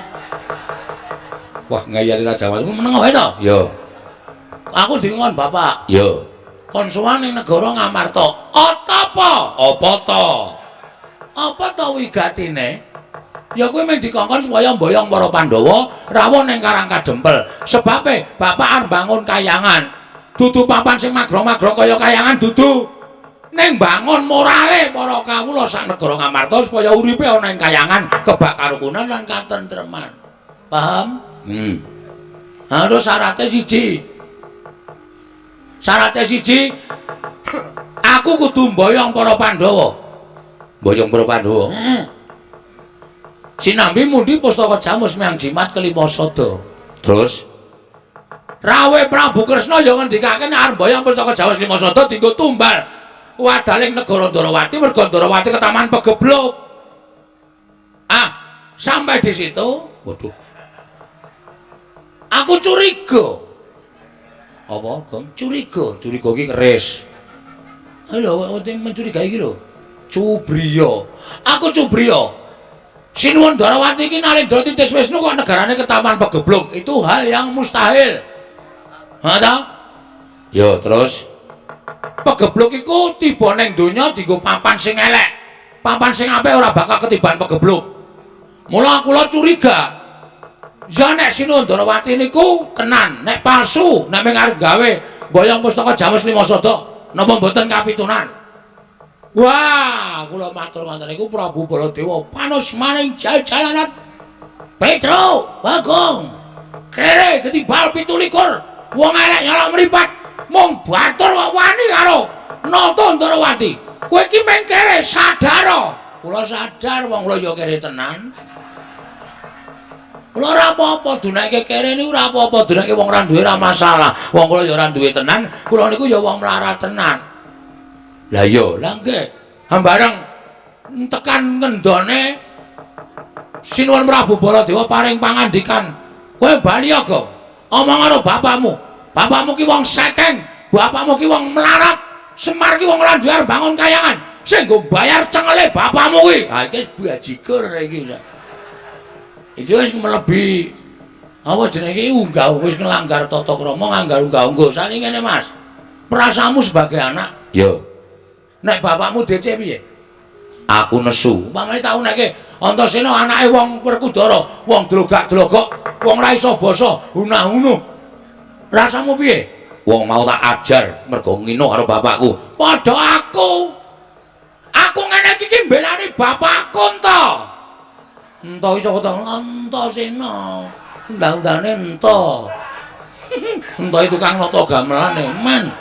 Ora masalah. Ora. Bener sapa saiki petungan? Jebul lelakone ngono kuwi to. Heeh. Aku ora gawe-gawe aku. Sumpah wis to. Prabu Baladewa terus sapa sing cilik gedene 20 kanthi duwe kula. Menang boyong pustaka Jawa Srimasa to. Ha niku terus kula metu jaba. Kula tataki tandane Prabu Baladewa.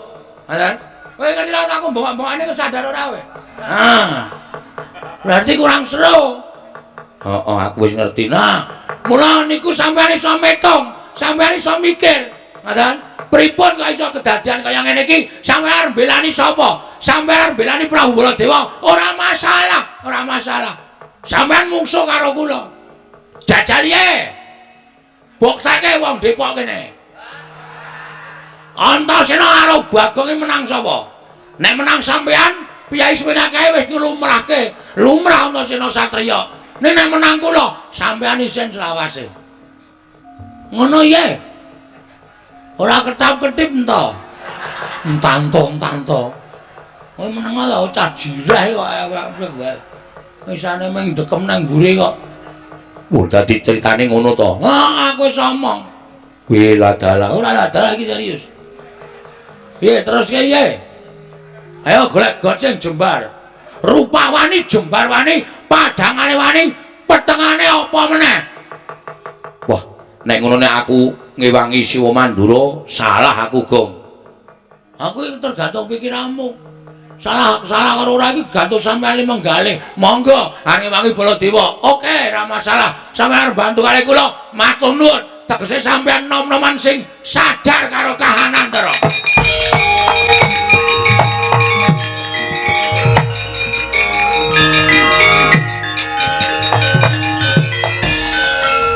Iki maksudnya piye kok ngrangkul iki? Truk, ngati-ati lho, truk iki aku dibanting tiraka lho. Ora, Ndara Antasena wis eling kok, Gong. Eling piye maksudnya? Eling ngrangkul kowe nek dhek salah. Iki ketoke sikile kok mlebu-mlebu nang ndi? Nang tengah-tengah sikilku kok banting. Kok gak dengkul nggon aku. Ngapura ya, Gong. Mboten napa-napa. Aku salah. Ampun, nggih pun. Karena sampeyan niku cah enom kadang kala nek entuk pelapuran terus emosi yang dipakai tapi hati enggak terpakai.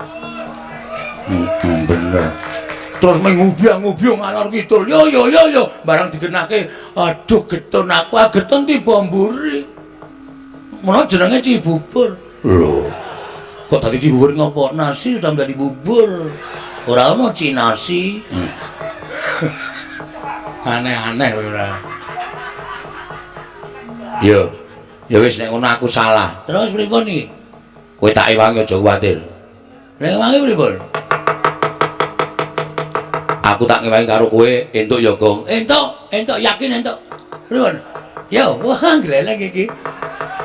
Wah, jan bulan. Iki sing tekan kene Ya kuwi Kakang Haruto Kakang Antarja. Heeh, terus Nek ketemu karo kowe nek kowe muni-muni kaya ngunek-unek aku kuwi mau mesti kowe diajar malah. Mergo kae watake beda karo aku. waduh. Upama diajar mbok niki mawon. Hus, Kok kakangne ora, aku ora melu-melu kok. ning aja kuwatir. Aku tak mancing ning awakmu. Manjang iki? Ya, Nane, tenan. serius. Serius. Wes go. Nek kowe tak njingi, kowe diantem ora ngrasaki lara, dipateni ra iso mati. Wah, gleleng iki terus. Wis rasa sedia power bank iki. Ah iya. Ora iso mati kok. Ah iya coba. Ya medal pundi? Medal iki enggak? Ha, ora. Niki kok, niki ciot ning kok iso jembar. Emoh. Jijik ora. Ah medal pundi? Kowe ngampet ambegan. Non? Ngampet ambegan. Aku metu sarana sukma, mlebu sarana sukma. Mun nek wis tak njingi, kowe iso ambles bumi, kowe iso dikapak-kapake ora apa-apa, kowe iso mabur yen perlu. Ngono wae ya, Gong. Aku tak mancing ning awakmu. Wis petukno Kakang Galukaca, ning nek kowe ora dipiloro, aja miloro. Slamodar. Lek ngampet wis ket mau Yo. Ngampet ket mau ora dilebok-lebokke. Marai mangkel ora. Kene iki tata-tata Ya tak mlebu. Lu nyerotok le bangu kae. Gong. Wis. Wis. Lho kok ora ono, Tru? Wis mlebu kok. Aku ya gumun kok Ndratasena kok ilang lap. Terus ming ana bayangan mlebu ning awakmu slop ngono. Sampeyan teng pundi, Den? Ning awakmu. Tenane. Iya, Lho kok sedeng ya? sedeng wae. Lentur kok ya, Tru? Ah iya. Mongko Ndratasena iki gedhe lho. Heeh. Aku mung semene kok sedeng ya, Tru? Sedeng. Elastis kok ya. Heeh. Wis aku wis nang kene. Heeh, matur nuwun nggih. Ya, Terus niki kekuatane kowe arep ambles bumi, ambles bumi. carane Ngawet ambekan. Bumi pandengen terus engko sirahmu tok jebleske bumi engko rak bablas. iki ngapusi ora iki. Nek bumi tak pandeng, sirahe tak jebleske menyonyo sampean tak ajar lho. Ora, tenan. Wis Wis, pandeng tenan karo batin. Niat ingsun ambles bumi. nyat ingsun ambles bumi. Wis tibakno. Bajigur iki. Iki piye ta iki? Ngene-ngene tak nahi jopone. Samane pripun? Dirokno. Kula kelas kali kula kulak kolang kaling kilen kula. Keli kintir kali kacuk kula kileng-kileng. Terus dapalke, Tru? Ya, Kala kula kelas kali kelas kali kula kulak kolang kaling kilen kula kintir kali kacuk kula kileng-kileng. aja kula kilang-kilang. Wis ya wis. Kala Kelas kali kelas kali kula kulang kaling kilen kali kendir kali kula kilen sing urut, nek ora urut ora iso lho. nggih kala kula kendir kali Kula saya kelas kali sik. kala kula kelas kali kula kulang kaling kilen kula kendir kali kula kilen Coba. bajigur truk bumi peteng ora ana listrik. Ah iya ndem. Waduh. Wah, tenan ora. Nabrak apa, Gong? Sapi teng. Untung ora bocor. Atos plempeme londasku. Heeh. Lho, iki jaratan. Benar iki lho, iki kok marep ngetan. Metu Gong. Wah. Gus, Apa? nek Petro ya saged. Waton Petro apal mantrami ya iso. Kula kelas kali kula kulak kali kilen pasang kinten kali kula kilen-kilen. Waduh. Mantra Gong. Kula kinten kali. Kula kulak kacok. Wah. Wis ora apal iki tra aku karemu. Arep ulake piro? Prek. Antil mencelat. Ayo pokoke maju. Ayo, pokoke iki gleneng iki. Heeh. Ndara kanca arep tak wedeni awar ambles bumi. Ya. Aku ya arep ambles bumi entuk mantran saka Ndara Antasena. Heeh. Wah, tekane takoni wae, Truk. Ya, takoni le. Heeh. Ndara Gatotkaca. Ya, Bagong. Ndara Gatotkaca, ya, Petruk. Kok mandhap saking Dirgantara mboten menehi sasmita. Mak jeluk. Kaget aku. Kula. Bagong. Non.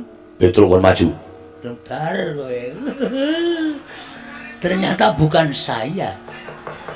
Kula kelas kali kula kali. Kowe ngapalno mantrane men iso ambles bumi ya, Gong? Heeh. Wonten dawuh, Den. Petruk. Non.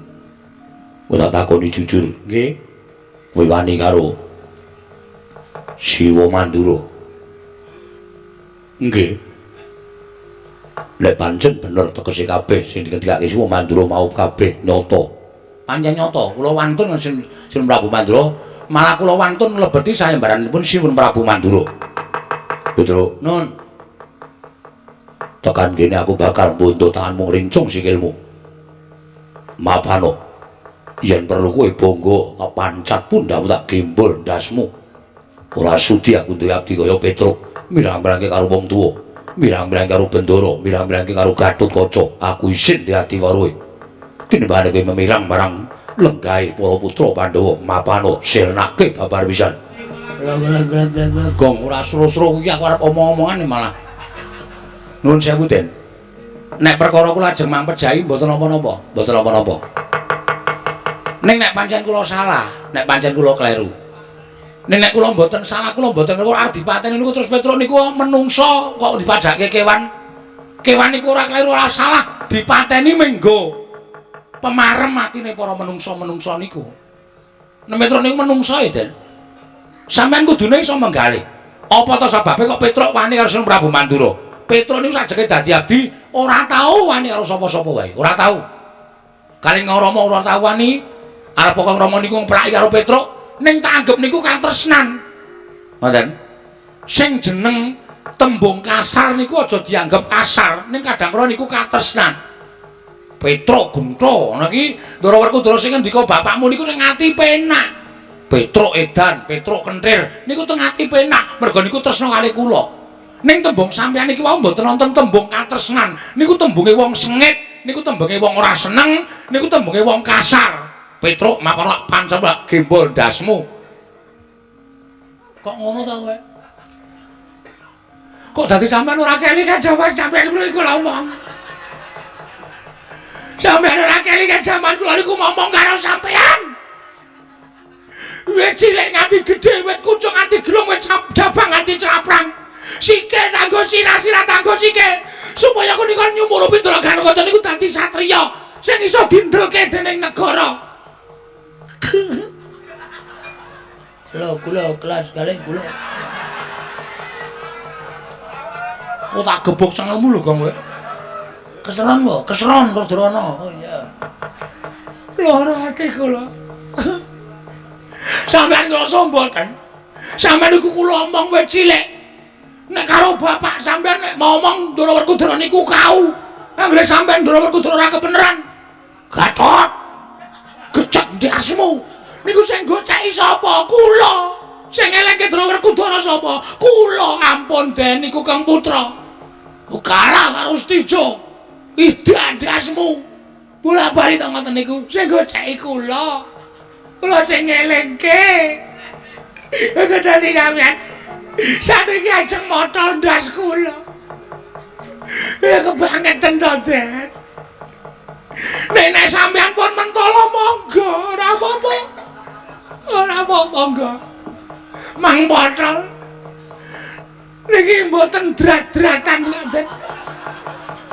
Terus dijabut mawon penak mawon. Mboten sak kanggo diuntir. Mang bocah kula ikhlas.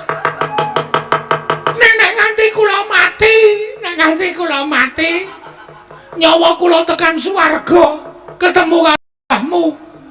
Sampeyan mesti takon mbahmu sapa? Mbahmu niku Satnalendra Dukdeng Samaladeng.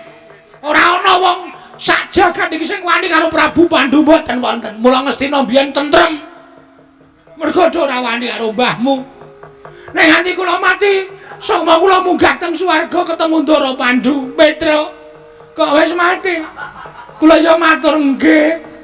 Batrane pun entek. Mesti modar. Sing mateni sapa? Sing mateni putu sampeyan Ndara Gatotkaca.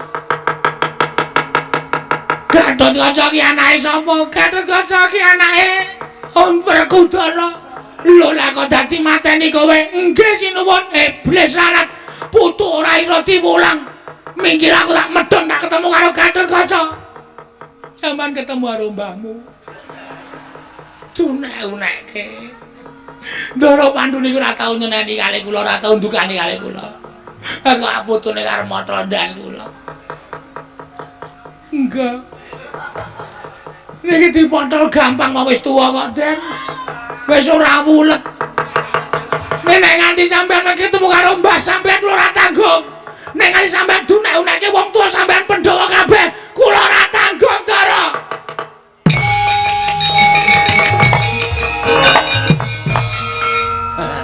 Agene mayar.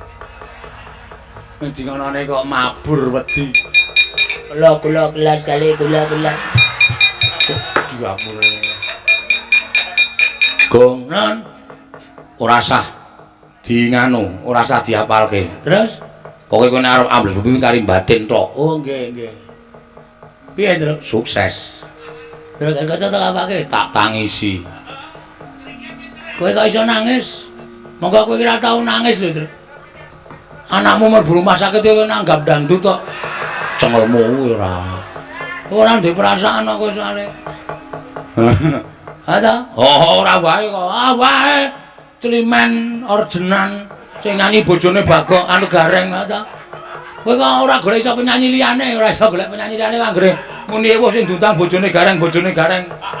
Ayo aku duwe rasa kok. Oh tak kandhake Gareng. Asli ora cangkeman lho kok. Apa? Tetep tak kandhake. Ora cangkeman. Alah Apa? Ndara Antarja diladeni. Oke, Gus. Apa? Nih makanya sik maju Ndara Antarja gelut nggih. Yo. Njajal kula sing kang Supan adine mungsuh kakange menang sapa? Yo. Ning kono iso nyembur. Hah? Kono iso nyembur. Sampeyan iso mboten? Iso. Kowe engko anggere arep nyembur, dhehem sik terus tok semburke. Kuwi sembure saka aku. Oh, siap. Saya kene wong Sareja kene. Arep nyekel Petro tandinge iki. Anake Ndara Gatotkaca sing mangka papat. Antarja Werkudara Antasena iki onter cilik. Aku ya iso nyembur. Aku ya iso ambles bumi. Mungsuhku aku ayo aja golek mungsuh liyane. Loh.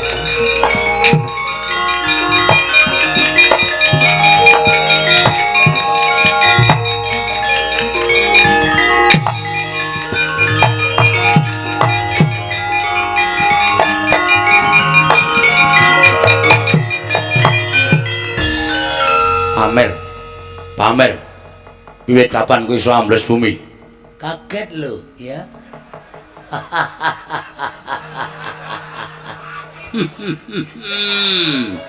Edian. Lagi iki aku weruh Bagong iso ambles bumi. Oh, aku aja kok ngemblesi bumi. Ngemblesi apa bae aku iso. Mbah, edanan. Kowe Bagong Nggih. aku golek Petro. Petro ora ana wis bali. Aja ngapusi. Ngapusi aja takon terus tok. Kendarak tak ajar dintangani Antarja. Kowe arep ngajar aku? Iya. Aku aja tak anggap Bagong wingi. Mulai bengi iki Bagong digdaya. Cuk Deng Samaladeng. Pilih tanding boboting yuda utawa teges tinata mendat jinara ngentir. Terus kae nak tembung kae tinata mendat jinara menter tinumbak bengkung sinuduk putung.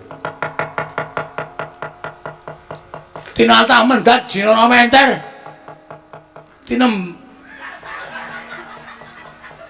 cah goblok tenan kae. Tinumbak bengkung sinuduk kecil-kecil. Tinumbak bengkung sinuduk putung ngono lho, sinuduk putung. Aku ra wedi. Aku ya ra wedi. Sirmu arep ngopo? Nyekel Petruk. Petruk kakangku. Petruk masuk angin kowe tak keroki. Tak tambali tak blonyo minyak angin. Kok Petruk mati arep diame-ame. Anggapmu apa? Kowe kudune iso mikir, Jo. Lho. Kowe iki nom-noman. Kowe iki pondasi bangsa negara Ngamarta. Aja gampang kena pelapurane wong sing kurang tanggung jawab. Aja gampang kena wadule wong sing ora seneng karo Bagong, ora seneng karo Petruk. Terus apa-apa tak tandangi, apa-apa waton nyendikani jawing wong tuwa. Wong tuwa iki selawase rong karuan bener, Jo. Kuwi wakku Mandura. Harus ora urusan arep wakmu, arep abon, arep tengkleng terserah. Ning kowe terlalu banget percaya karo Prabu Baladewa iki ora apik. Baladewa iki ya rong karuan bener. Nyatane Siwa Mandura ngendika kaya ngono. Lelakone sing sejatine ora kaya ngono. Yen ngono parangi karepku ngono nyekel Petruk. Nek pancen aku dadi parang karo apa? Ora minggat suara aku. Sembur meloso awakmu. Sik. Pameran kowe arepan.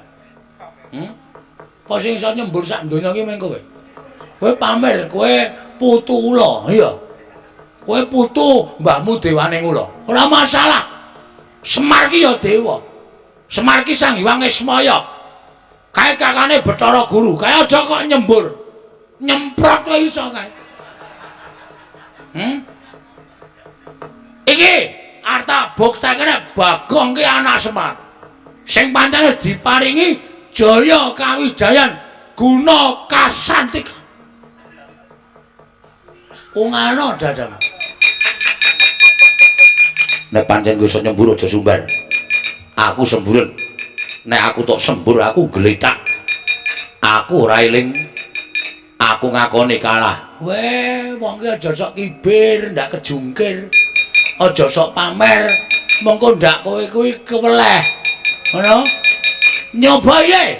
Ayo nyoba jajalan. Ayo. Ketiban pusakaku ora gletak aja dundang Bagong. Waduh. Moh aku. Arep aku rampuh ning jijiki. Iki tak lek meneh aja. Eman-eman mergane. Mek syarate kudu ngene iki. Ayo tibano. Iki mergane mati ora. Waduh mati aku. Wah!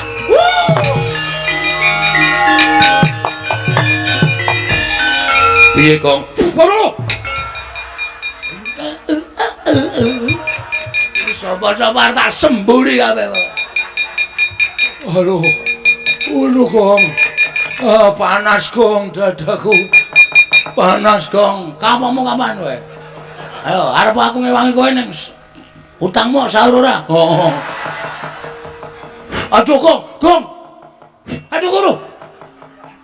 Kapok ora. Ora nonton Ndara Jae gletak iki, Tru. Ora gleleng aku. Ayo.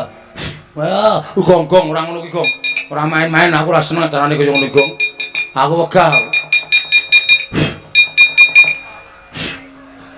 Weh, lah ora sambat.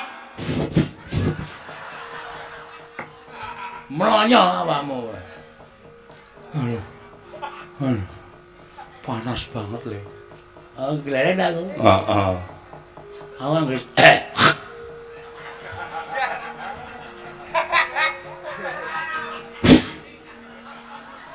Wedan. Gleleng kowe iki urip apa mayit hidup to? Tak damu ora apa-apa. Iki wis pusaka ning ngabani Ndara sing lho. Nek arep nyembur ngono kuwi sik.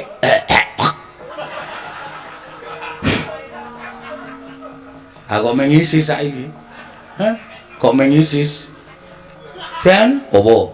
Kok mengisis? Sajae racune wis entek. Waduh. Pokoke ane ndamu kaya ya sajae ngono. Wah, niki mboten. Oh, metu ra omong-omong. Lah kowe terus suwe-suwe gleleng. Gah ana.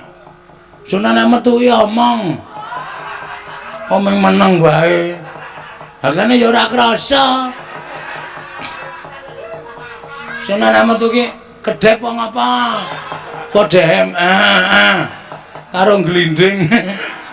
Glinding dasmu. Kowe bangeten kowe. Iki Kakang Antarja ora eling tak tambanane. Nek nganti ana apa-apa ndak malah ora prayoga. Nggih. Wah, gugu karepe dhewe. Mesti tok bantu Dimas. Heeh. Lah nganti kowe bantu karo Bagong karo Petruk. Mergo iki ora salah Kang. Aku nek karo wong ra salah ora bakal tumindak elek. Tur malah wonge tak bantu. Tur dasare Bagong ya ora kleru, Petruk ya ora kleru mergo mbelani bapakne. Rungokne kowe. Rameng waton gugu karo omongane Baladewa. Baladewa pancen ra seneng karo awake dhewe, Truk. Ha iya. Wis ngene wae Kang, saiki Kakang amblos bumi.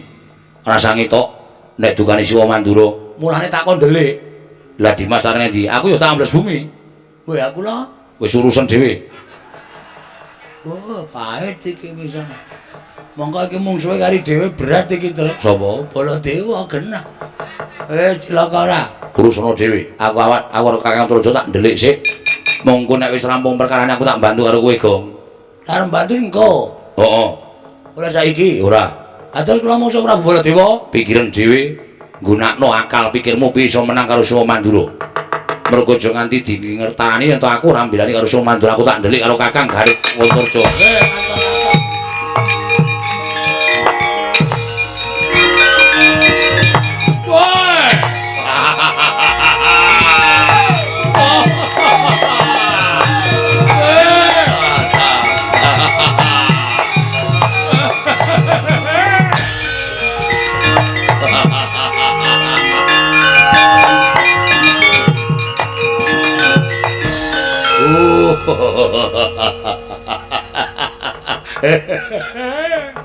Aku lagi ngalor gitu loh ketemu neng kene coro-coro wah aku ki Patih Mandura kok ming cekekon nyekel wong edian-edian bareng ketemu Petruk karo Bagong ora iso ngampet guyu aku rupane ya pancen do apik-apik tenan ora hai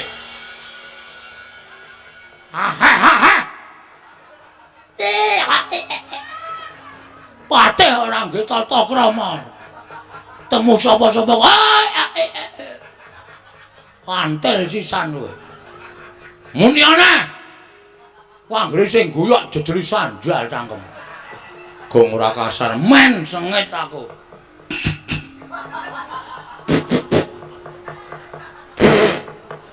Wah. Aduh ora iso ngampet aku. Waduh Bagong getake matane kaya arep cepling-cepling kok. Ora wedi nek gogrok matane. Waduh. Badem apa, Gong? Botol AO. Mangkel aku. Ora pecah ya, Tru. Sirahe Pragota ki empuk berarti. Wah, setan. Patih dibandem botol sirahe. Weh, ora sopan kowe. Oh. Muni yo. Bandem seker. Seker. Iki apa? Seker kok ya entuk seker, Pak. Aku nek sangku werna-werna kok. Petruk, Nun. Mulih ora. Mboten kaya bali kene pun barang Pandhawa mundi pustaka Jamus Limasada. Ya nono aku sing meksa karo kowe. Oke, ajeng-ajeng napa? Dajar, Gong. Yuk. Wis ora ana ampun nek. Heeh. Iki udu bendara ya ming tepung ngono wae. Ha iya. Kira-kira arep nggo tak dhewe diajar wong loro terus. Ya. Wah, ora wedi aku. Kulo ora wedi. Bah. Ora wedi. Ora wedi ya, Tru. Padahal nggon aku ana lho cacile tak onone mati. Oh, medeni ora. Oh, mati lah. Jandak mati dening aku cencang jenggot kroncal-kroncal. Kualik ya ora apa.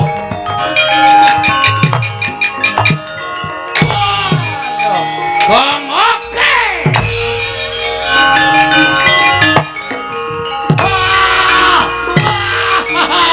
Bagong ora edan bagong.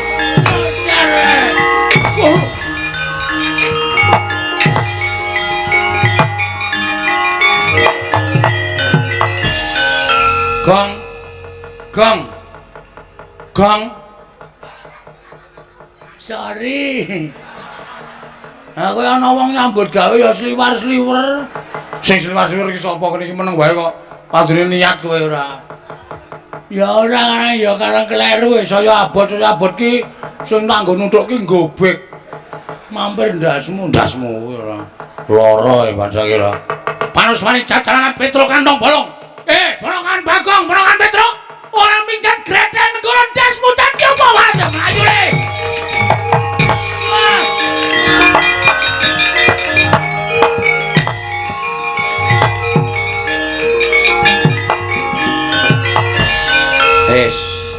Selesai. Arep ngopo saiki lho, Silmandra wis nesu tenan duka tenan. Petro kantong bola ora minggat sing paning Prabu itu greten negara jeblok wetengmu. Jeblok tenan iki kok. Nenggala ampuh tenan. Ha kono terserah. Aku iki senengane ngono kuwi ta. Ngene wae didum le. Oke. Sing maju wae aku. Apike ki wangun-wangune sing maju kowe. Ah, celek. Kowe mung arep endo saka suasana kowe. Endo saka kahanan. Kowe ngerti ora sing disumbari Mas apa? Ndara Baladewa ngendika piye? Ayo krunguku. Anu wae jalan Petro kantong bolong. Sing jeneng Petro kantong bolong ki sapa? Ora ana jeneng kok Bagong kantong bolong ki ora ana. Wis kono dinikmati. Aku tak ndelik terus wedi aku. Piye kuwi? Ora piye iki terakhir iki kowe. Waduh. Cilaka iki. Ya. Pak, bapakku Semar, aku ngerti, dan aku matur saka kene ning bapak mesti midanget. Mergo bapak ki wong digdaya.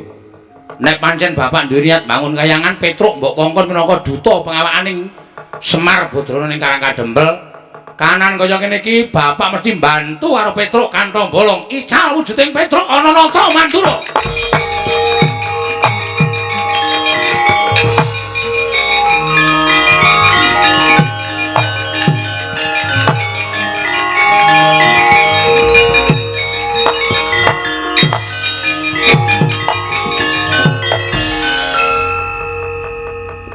Nek ora tak pethukke kok sembrono, nek tak pethukke aku mesti tekaning pati. Nek ora tak pethukke bapak penjangkane ora bakal kelakon.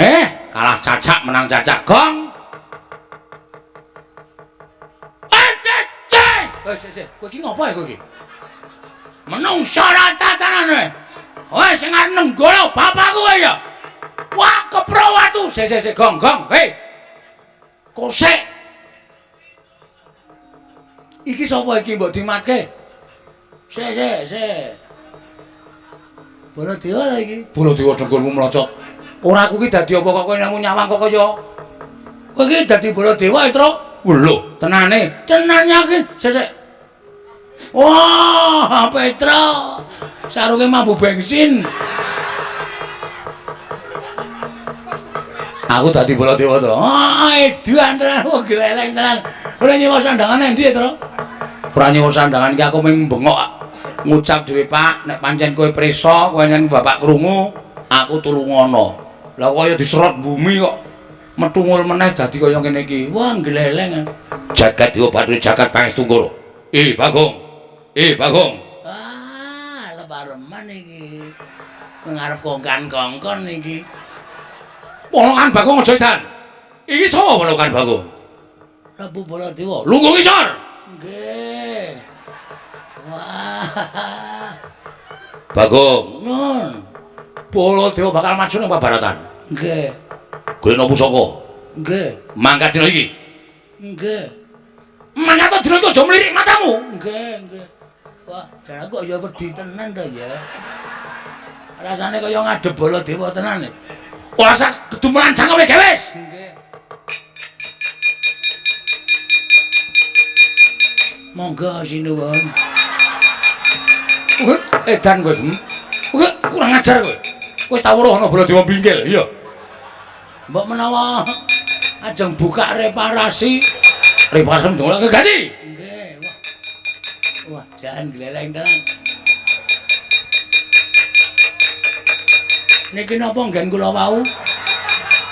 Moh ora sudi. Kegeden. Yo. Kula nek rasmene iki ra tonjo e. Niki nggih.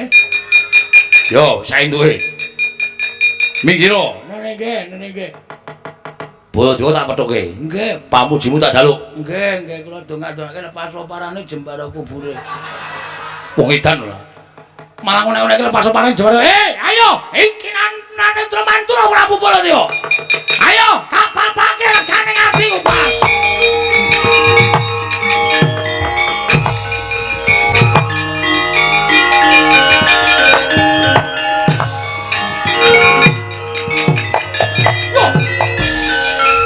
Lah iki apa iki? Iki kok ngedep kaca gedhe iki apa iki? Lah iki kok ngedep Baladewa apa iki? Ayo, amuk Suramrata, Jamrata imbang iki padha-padha. Nata Mantura Prabu Baladewa. Wah, setan. Suarane genah Petruk iki. Suarane genah Petruk iki. Ya, Iki Baladewa Petruk. lho kok iso dadi Baladewa iki piye iki? Ora kurang sewan sandangan Baladewa. Wah, nggo karepe dhewe. Iki Kiai Nenggala, Tamake Gunung Jugruk Segorasat. ya, iki Kiai Bendho tau nggo nyolong degan ping 3 ra konangan. Wah, mati treng aku, mati treng. Modare.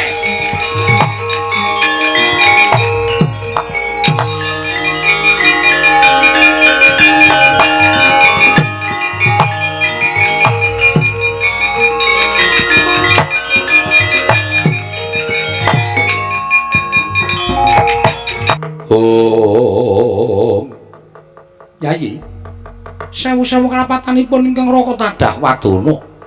Ngantos kula mboten saged amam benging paring Koko Prabu Mandura.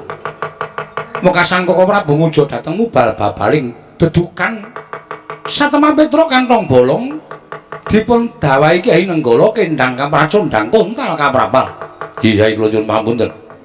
Ngantun mboten saged meper dhateng mubal babaling kanepson mekasan Petruk kenging Kyai Nenggala kendhang kapracondhang kontal kaprapal mboten kula mangertosi wonten pundi dawuhipun Petruk.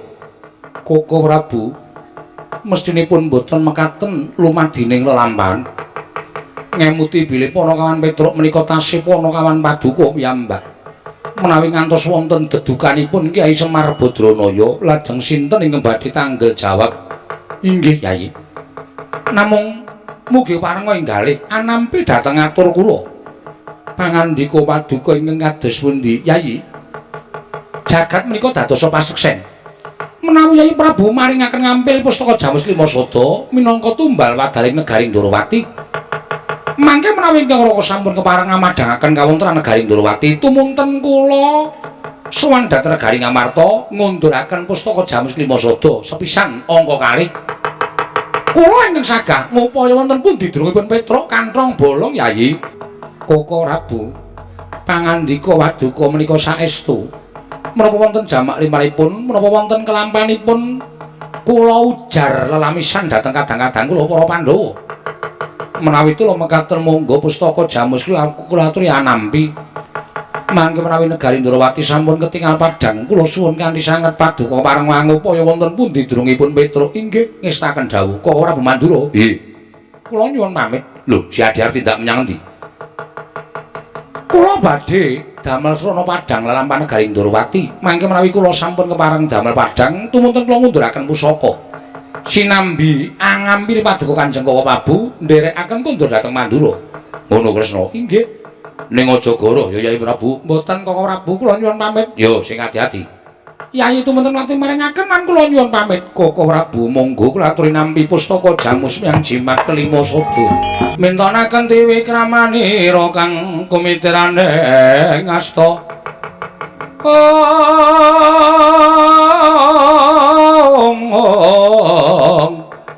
Kang kumitirane ngastane ngasta.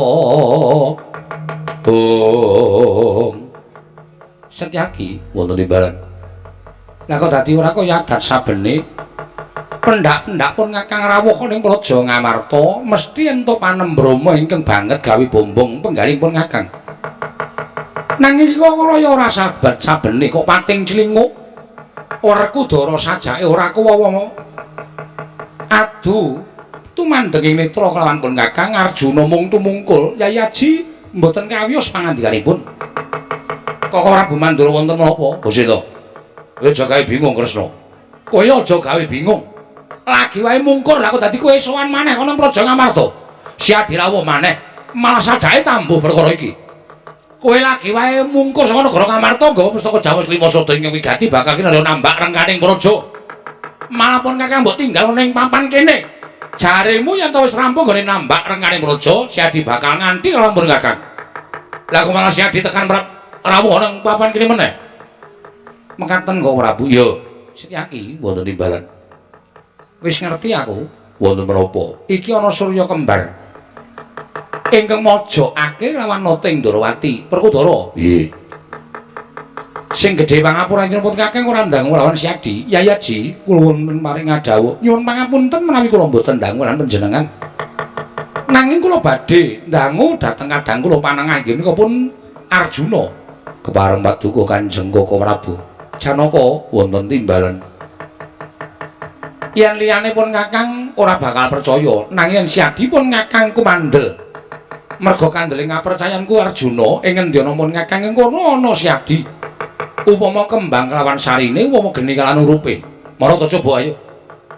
Presanana sarana jati permana, tegese permana jati paningal batin. Sing mboyong pustaka Jamus Lima Sada kuwi pun Kakang apa dudu Janaka? Koko Prabu ketiwasan Koko Prabu.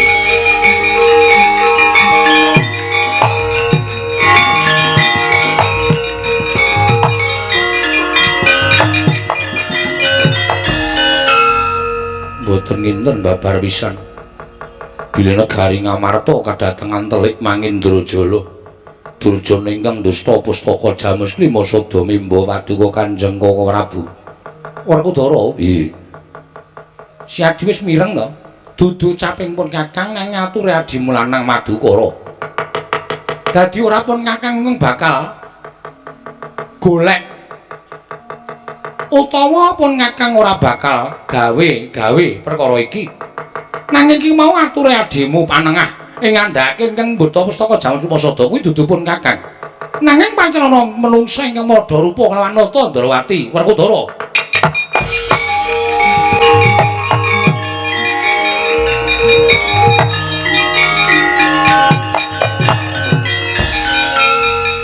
Apa dikaya ngopo? Werkudara ngene wong utuh apanane. Apa sing tak weruhi ya kuwi ingkang dadi kasunyatan. Monggo tak sawang. Sing boyong pustaka Jamus Lima Sada kuwi Kresna kakangku. Perkara kowe nganggo aling-aling Janaka sakarepmu. Ning sing boyong pusaka wujude Kresna, baline pusaka ya saka kowe. Ora iso gawe baline pusaka. Wah, ora sudi ngakang kadang tuwa karo kowe.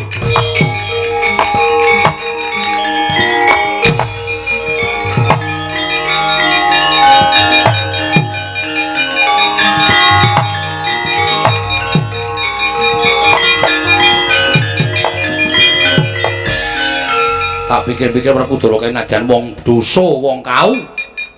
Nadyan wong mloho nanging ngucape sarwa bener.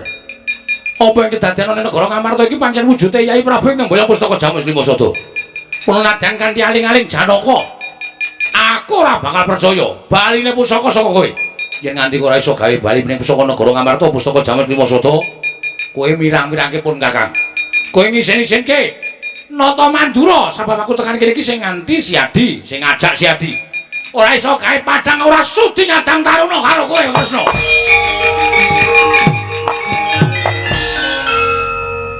Arjuna wonten paring kadhawuh. Ya pancen kudu kaya ngene lakon iki kudu tak sandang. Mula wajibe penandang kuwi mung disandang. Inggih. Lakon kuwi adile mung dilakoni kasinggihan mekaten. Kepareng Paduka, ayo budhane Karang Kadempel sowan Kakang Semar. Iya. Merga Semar kuwi ora iso digagapi. Semar kuwi guyu durung karuan seneng atine, Semar kuwi nangis durung karuan seneng utawa sedih atine. Inggih. Nyun mangapura marang Kakang Semar, sawise kuwi apa kang didhawuhke dening Kakang Nayantaka? Kowe karo aku mung nyendikani dawuhing Kakang Nayantaka. Swawi Koko Prabu kula dherekaken Setyaki wonten dawuh tak tinggal yo. Nggih,